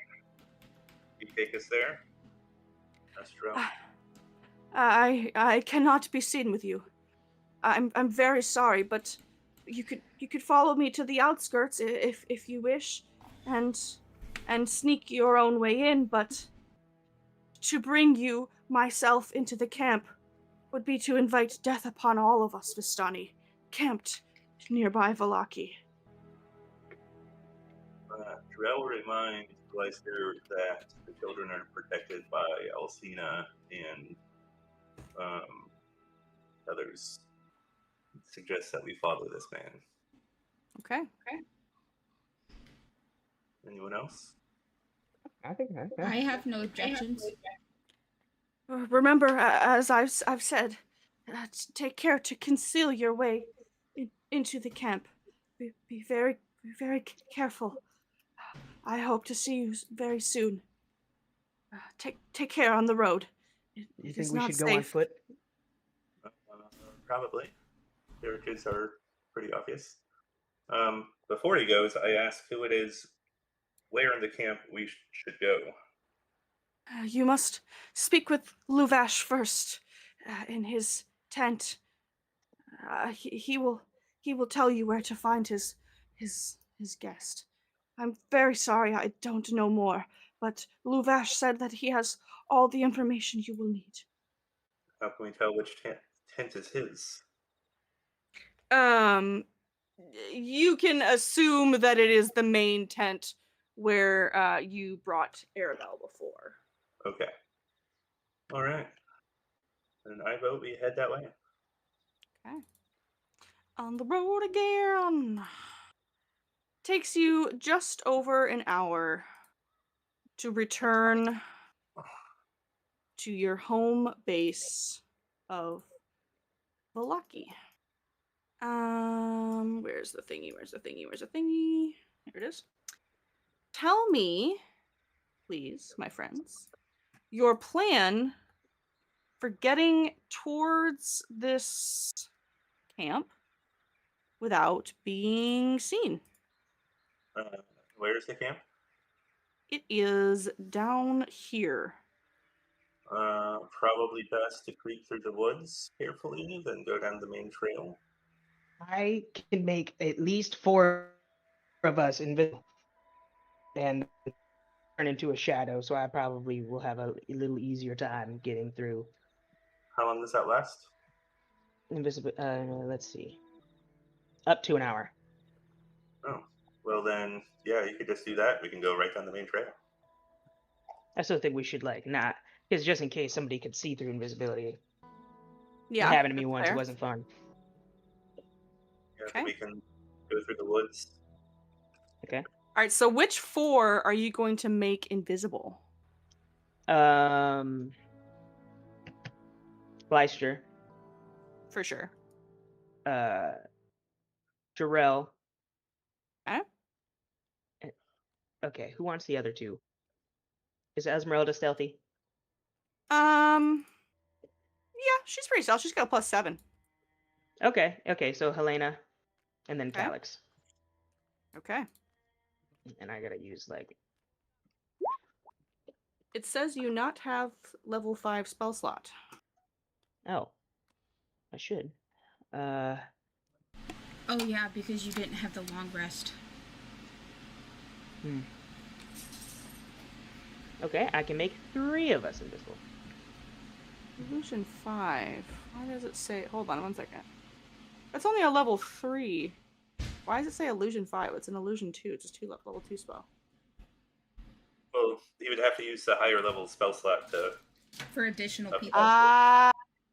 Yeah. That's why. Okay. It says I have a 5th level spell slot, but I guess I used that spell already, I guess? I don't know. It does say that. It Okay, might so have been... Because after the level, I had to fix my spell sheet. So it sounds like you can make 3 people invisible. Okay, who doesn't need invisibility? Myself Mine is still. Mine is 0. Okay, so Jarrell's keeping it.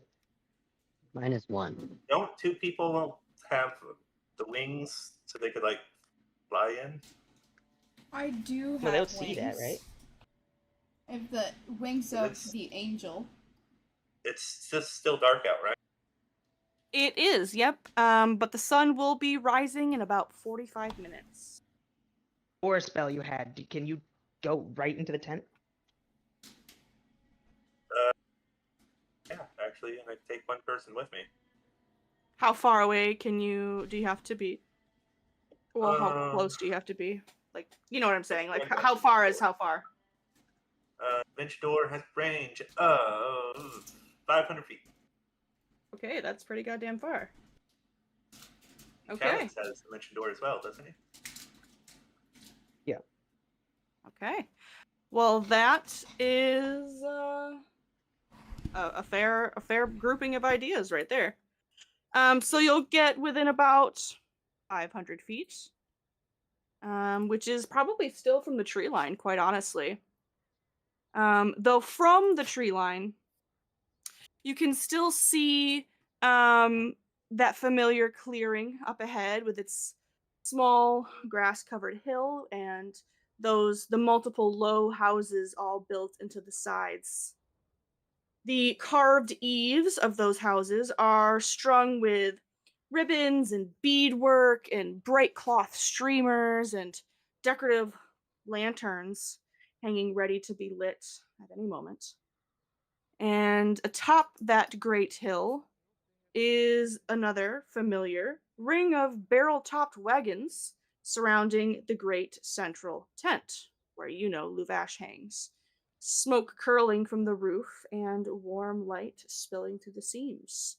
There are plenty of Vistani moving busily between wagons and cook fires, hauling casks, tuning up instruments, laying out rugs, and hanging garlands from wheel to wheel. And you can smell, even from the tree line, horses and spiced wine and roasting meat and restless excitement for some sort of celebration not yet begun. Which four of you, going alongside Jarrell and then Calix, are heading right into the tent? Jarrell would take Gleister. Okay. Calix, who you taking? I'm good. Good. You are Get in back there ahead. easy. I guess I'll take Helena. Okay. And then, Danzius, you're going to shadow crawl your way in? Yeah. Because it's dark, right?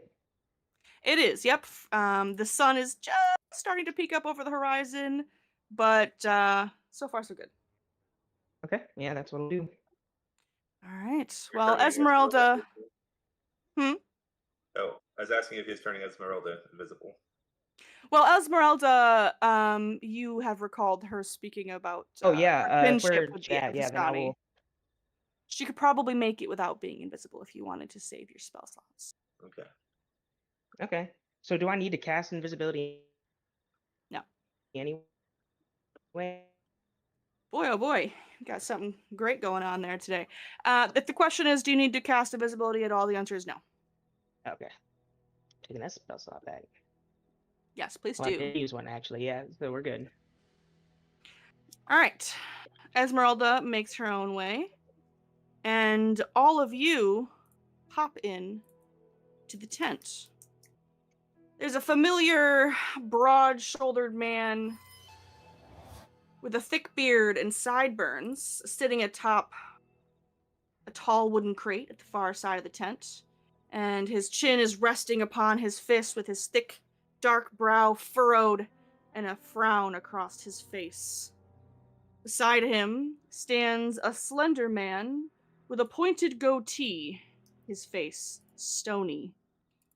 Before them both is a pale, blonde-faced man wearing aristocratic finery, his long-tipped claws twitching at his side as two pale figures stand beside him. Go ahead and cue some explosion from Gleister here. Yep. As you all recognize, well, sans Calix. Ooh, and I think, Helena, you weren't there for the Ravenloft excursion, were you? Don't think she was. Sorry, I was muted. That was no, that was Jeebus. Alcena. So yeah, Gleister and Jarrell, you recognize this fucking asshole. It's Rod's Castle. Isn't that Dick Named it is not Dick Nose, it is like Dick Nose Jr. Escher. Dick Nose is Rahadian. Indeed. Drell will immediately pull out the Sun Sword. I'm not attacking, but and I'm keeping the sunlight close to me. Okay. But I'm taking a defensive stance. Like, what is this? Oh, and please forgive me, I did forget. Helena and Jarrell, can you both roll a hit dice, you get to add that to your HP max. It's one hit dice per long rest.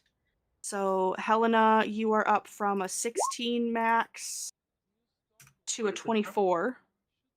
And Jarrell, you are up to a 77 max HP. What? From the mold. Oh, I didn't know mine went down. I didn't. Yes, you thought were, only- when you got that damage from the brown mold, the damage also affected your maximum HP. Oh, I thought that was only for Helena for failing. No, so sorry. No. But I forgot to do that while you guys were on the trail. Okay. So you're at a max 77. Helena, you're at a max of 24. As the Sun Sword whooshes into life, the conversation that was occurring as you portaled in abruptly ends, and Escher turns quickly on his heel before stumbling slightly backwards into the vampire spawn stands behind him, and his face, if it possibly can, goes paler, and he points a finger at you, Jarrell, as you hold that sun sword. You can't touch me. I'm here on official business from the Count himself. If you hurt me, he'll crush you and everyone here. Just wasn't planning to be invited to an ambush. What does the Lord wish to tell us? He narrows his eyes as you say this and as you ask the question. You were not invited at all. I guess it's just divine intervention then.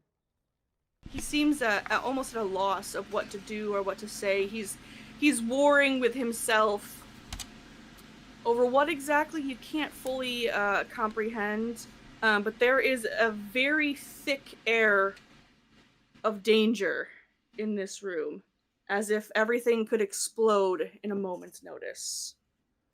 Well, invited or not, we're here, and I'm very interested in this message. So, why don't you just pretend we're not here and continue on? He glares at you and then the sword in your hand. Before he attempts to rush past you towards the door of the tent. I'm gonna cast Hold Monster. Okay. DC 17. Wisdom. Okay. Why is he whispering? He did roll a 21. I can prove that if you like. I'll silvery barb. And God, you're such a bitch. All right, that would be a 13. Hey. And I'll give Glacier advantage. Persephone, what are you guys doing? Okay, great, fantastic. As he's running for the flap and he feels your focus follow him, Jarrell, he calls over his shoulder, "Get the..." And then he is held hostage by this paralyzation. And the two vampire spawns hiss. Hey, Meister looks at them. I'd stay right there if I were you. He puts his arm around Escher. They don't seem inclined to acquiesce. All right, thanks for doing this. Wow, that was terrible, Jarrell. Apparently your luck has waned. Apparently. Where are you?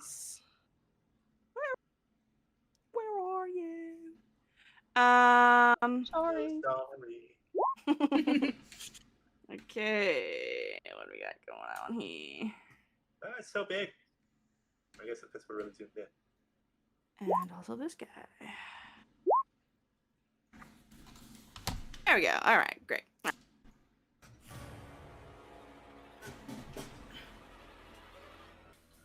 And I would like to say, I would still be in my shadow form.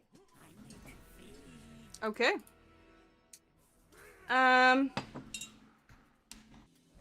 Alright, so Jarrell is holding monster, concentrating. Oh, thank you very much. Yep. And at the end of each of its turn, it can make another save. So, we're gonna make another save. Let me take the Whisper off, for the love of God. Why is he still whispering? He is still held. Joy.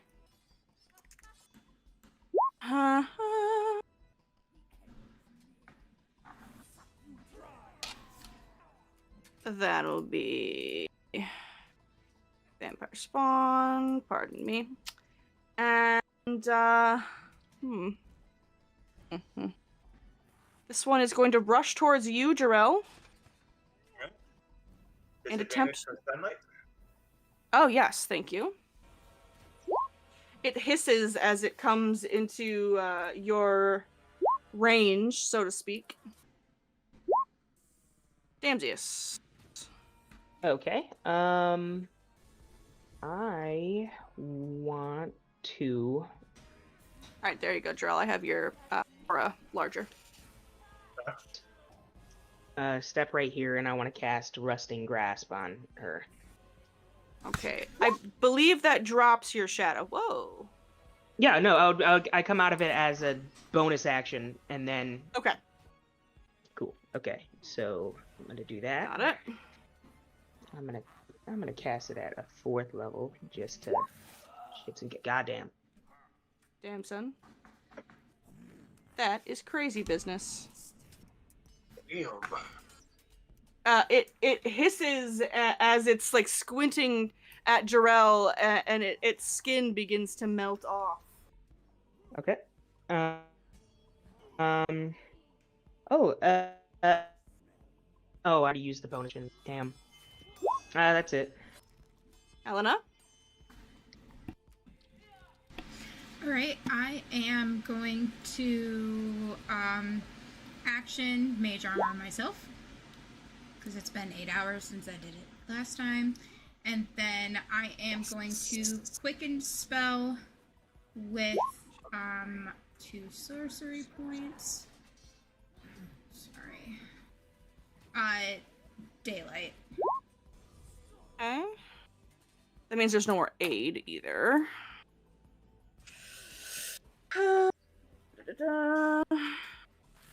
Alright. So it's like 60 feet. The whole tent is blindingly bright. You can't see it, but I do have a marker out for you. Yep, that's fine. It's outside the tent. And then that is it. I'm gonna go into actually, no, this corner. Okay. As far into the wall as humanly possible. Don't lift the flap and let the sunlight out. All right, Gleister. Gleister will. Do we want to try and kill Escher while he's here? I mean, Glacier would. That's true. All right. He wouldn't give us the choice.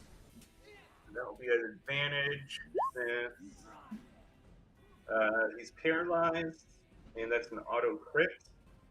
So that would be a total of 1, 2. Would normally be 68. So 12d8. That's 5. So 50 damage. My god. Whoa, whoa, whoa, whoa, whoa, whoa, whoa, whoa, whoa, whoa, whoa.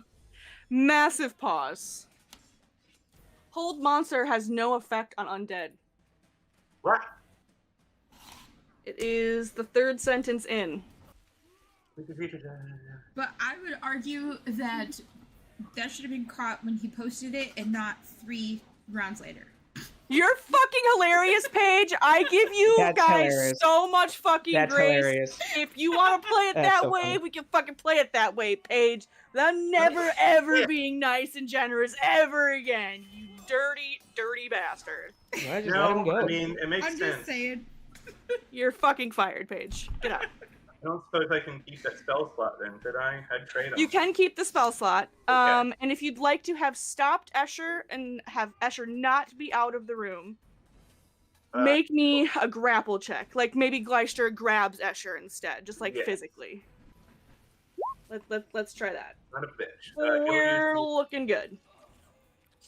Use Does that Gleister have any? advantage from Silvery Barbs. Yes. So the Silvery Barbs was used in response to the successful save against Hold Monster. So Well, unfortunately, That's true. he doesn't have that. Oh, so I Give get my him- spell slot back for that then too, correct? I hate you. I'll give him my advantage. Or my recaptain. Or my inspiration. All right. There we go. That's Okay. better. Okay. All right.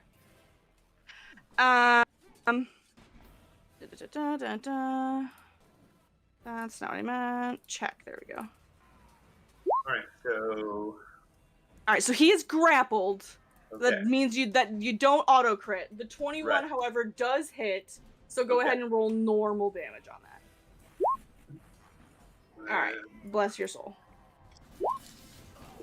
So 32 total. Absolutely doable. Still great. Yes. Alright. Jarrell is going to try to... Doing good. Oh, and I'm no longer concentrating. You can get rid of that for me. Well, Yes.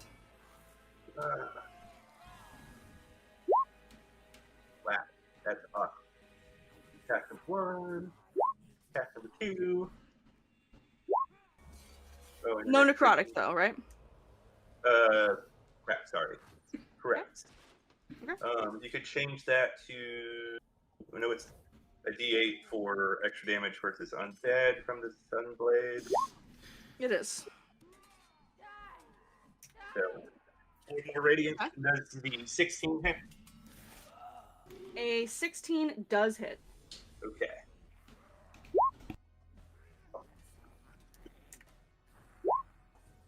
My goodness. Bodying this bitch. That is all I've got.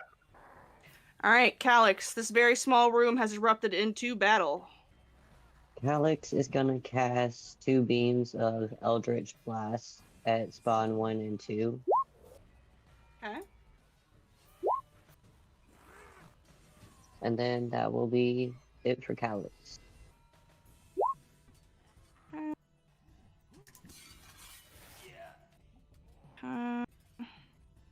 Oh boy. I seem to have lost Escher's character sheet. Super annoying. Okay. This gal is going to be clear, Luvash and Aragal are like crouched down, hiding behind the barrels. They are non-combatants here. And first of all, she's in sunlight thanks to Helena.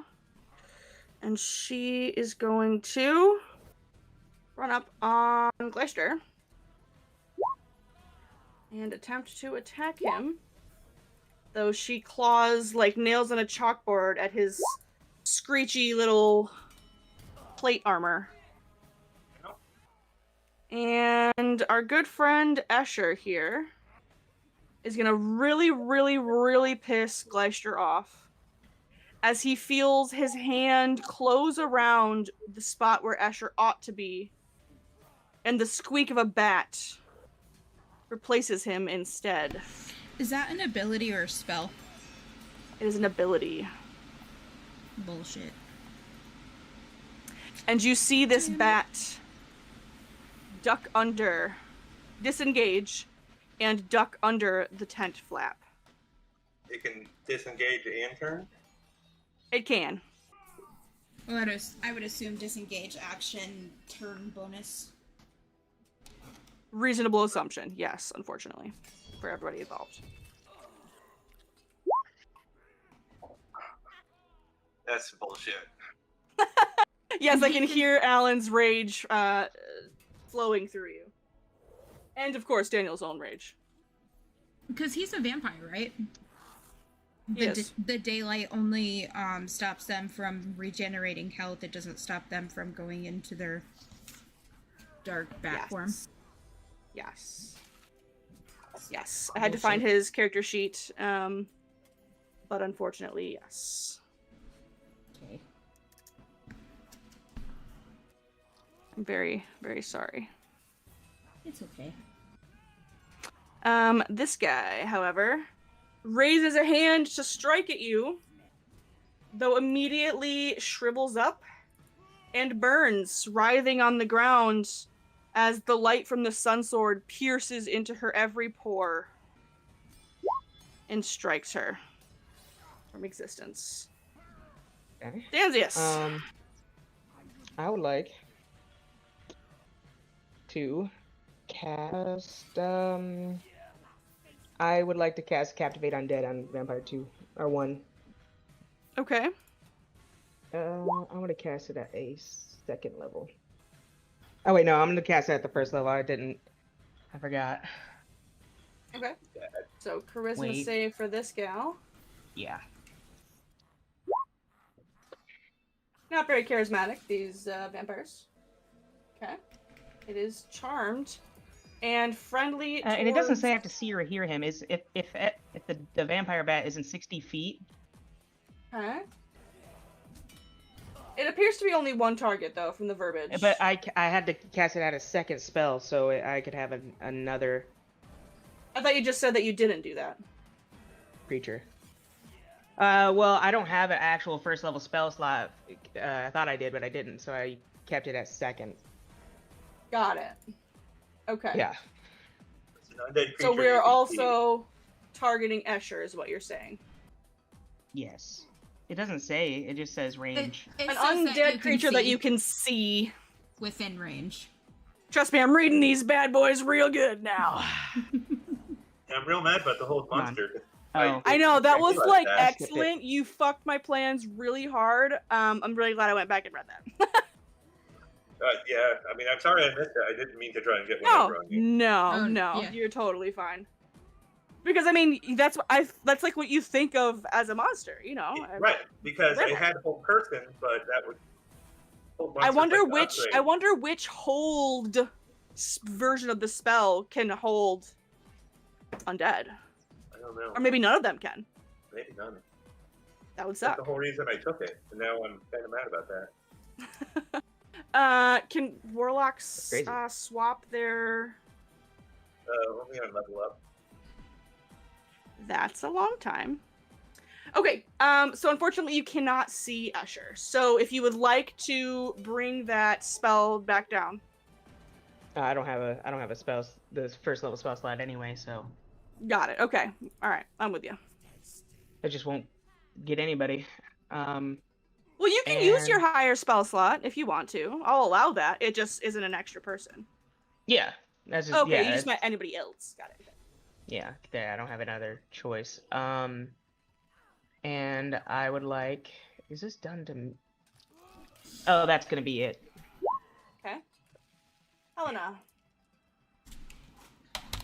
Alright. I am going to cast Aid on all my friends. Alright. Who are all of your friends? I'm gonna cast it at a level 3, which adds an additional 5. So it'll be Drell, Danzius, and Glacier. So for a total of 10 Yeah, extra. each of them. And then Calyx, you stay back here with me. Out of the crossfire. Okay. And then that is Oh, that puts Drell back at his max. If you don't drop the sunlight, then she'll be damaged, and the charm state will end. Hey, keep your thoughts to yourself. I was holding on to that one. I can. You're right, though. I can do that. Now that she's charmed, that would make sense. So the thing about that is, daylight is not a concentration spell. No. And she didn't put it on a thing. She just put it in a location. Yeah, I like put it on the floor. I mean, you could like throw a cloak over it or something, maybe, I guess. Like the little orb sphere, I suppose. I'd allow for that. If someone could get to that task with their action before the vampire's turn. And so it's like a use object action. Or Calyx, he has that moment to think. Lets him do that kind of thing as a bonus action, I think. What are we trying to do? Oh, I could also do moment to think as a bonus action. I'll do that, and I will okay. Since I pretty much put it like right here in the middle of the floor, I will step up moment to think and cover it with a I have something in one of like maybe like your bedroll or like your like a blanket. Sure. All right, I'll allow it. And I want to make it clear I'm only allowing it because we decided Paige isn't going to be a stinky butthole. It was just a comment. I didn't mean to hurt your feelings. I think that should have been noticed back then, and that we should have to keep it forever because the DM can't ever make mistakes, and she's not very nice to us anyways. Well, you might like this. No, I won't. What? I was going to say that Gleister would probably have to make a wisdom save and not just keep attacking this vampire's body. I think you're not. I think you're right. I agree with that. He hates vampires like a lot. Yeah. Oh, wow. Real bad. Okay. And he's not particularly prepared to listen. So that seems sensible. All right. Well, he's up, so he's going to step over, kick that thing off, and be like, Helena, what are you doing? And make his attack. She's charmed, you buffoon. She'll be very charming when she's dead. All right, a 16 does in fact hit. Ooh. Whoa, my. God damn. Holy mama. She's charmed, all right. Real charmed by Glacier. Well, yeah. Charmed to attack him in return. That's the end of his turn. Rel it up and go to finish the job. All right. That is attack number 1. Tell me how you kill this vampire with the sun sword. So yeah, I imagine he just shoves the sword, like, brings it up and like stabs her like right up under the ribs, so that the blade's like up in the middle of her, and then the sunlight just expands from within, turning her to dust, dissolving her into ash. Yeah, you see the light from the sun sword glow horribly ominously from her eye sockets and her mouth as all of her innards are burnt from the inside out, and she just poofs into nothingness. And slowly, Luvash and Aragol stand and look absolutely bewildered. So you rang? Yeah. My God, the timing that you have, Legionnaires. I cannot thank you enough. Thank you for coming at all, let alone when you did. What have all of you been up to? Luvash is trying to like make conversation, but Aragol side hops over the crates, and he's just like, he basically like gets in Glaister's face. Rumors of the Count's brides dead of the castle raided, and of the Count himself visiting his wrath upon the denizens of the valley. Are we in danger? Have you put our people in danger? You've always been in danger, you idiot. We're here to save you. Aragal. Please. These people are our friends, and here at our behest, no less. Calm yourself. You must forgive my brother.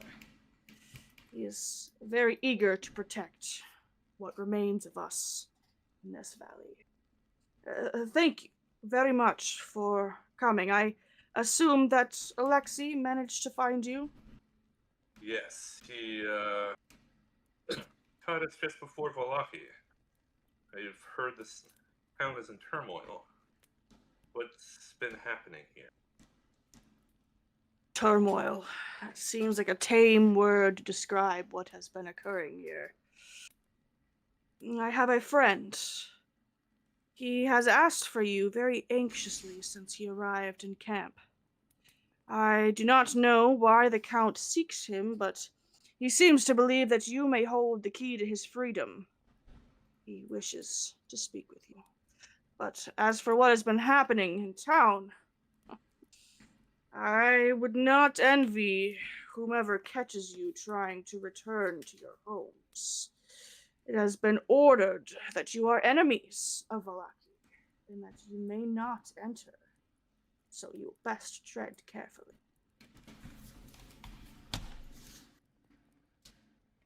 Will you go enemies? I did indeed. And though I do not recognize you, man of blue skin, you are in fact upon the posters. I believe I have one here somewhere. And he sort of rifles around and finds a little piece of paper, wrinkled, crumpled on the floor, and he hands it over to you, Damsius. This looks nothing like me. Well, it is close enough. And who couldn't recognize the great Gleister and the fair Durrell? I want that posted in my room. Seems Strahd has become fearful then. It must be, especially since my friend is so fearful for his life. He is called Arturi, and he is eagerly awaiting a conversation with you, my friends. Will you go with my brother to his wagon? Before we go, what was it Escher was doing here? Well, I regret to say that Arturi's fears are founded. Escher was sent here to look for him, saying that his grace can be a powerful friend, but an even more dangerous enemy. Seems that Arturi was recently in Strahd's custody. I believe if you had been even a moment later, you would have found Luvash, Aragal, and myself in a rather compromised position with teeth in our necks. He said that he had some sort of report. They'd seen someone suspicious entering our camp, and they were convinced that it was Arturi. Of course, they were correct, but how they knew, I am uncertain. But it troubles me greatly. All while we are trying to prepare for a moment of great joy. There's to be a wedding. Well, there was to be a wedding. Any day now, when things are safer, I suppose. I do feel bad for your friend back at the estate. Well then, let us speak with your companion. See what he has to say. Very good. Aragal, if you would, take them to Arturi's wagon, please. And Aragol pulls up his hood, gestures for as many of you as possible to do the same, and steps out into the camp. Damsies will sink into a shadow. Drell will put away the sun sword and follow along with his hood up. Okay. Covertness, my friends. And with that being our 3-hour mark, we will leave it there. We're about to get into a bunch of lore. And even though it's Alan's least favorite to listen to me monologue, I do fear he should be at least given the chance to try to remember it. So we will regather on the 11th of July, 1 million years from now. Oh, damn. And see what there is to know. All right. All right. All right, my friends. Well done staying alive. Well done keeping the Vistani alive. All very good. And you've got a little pocket Godfrey Gwillem with the sun sword now. That's pretty good. It is ready for definitely that. helpful. Yeah, it'll I be wish great. it a little. A 2d8 sword would be great. All right, friends. Well, we'll see you guys in a couple weeks. And everybody stay safe and have fun until then. All righty. Bye, Bye, friends. everybody. All right, bye guys. Bye.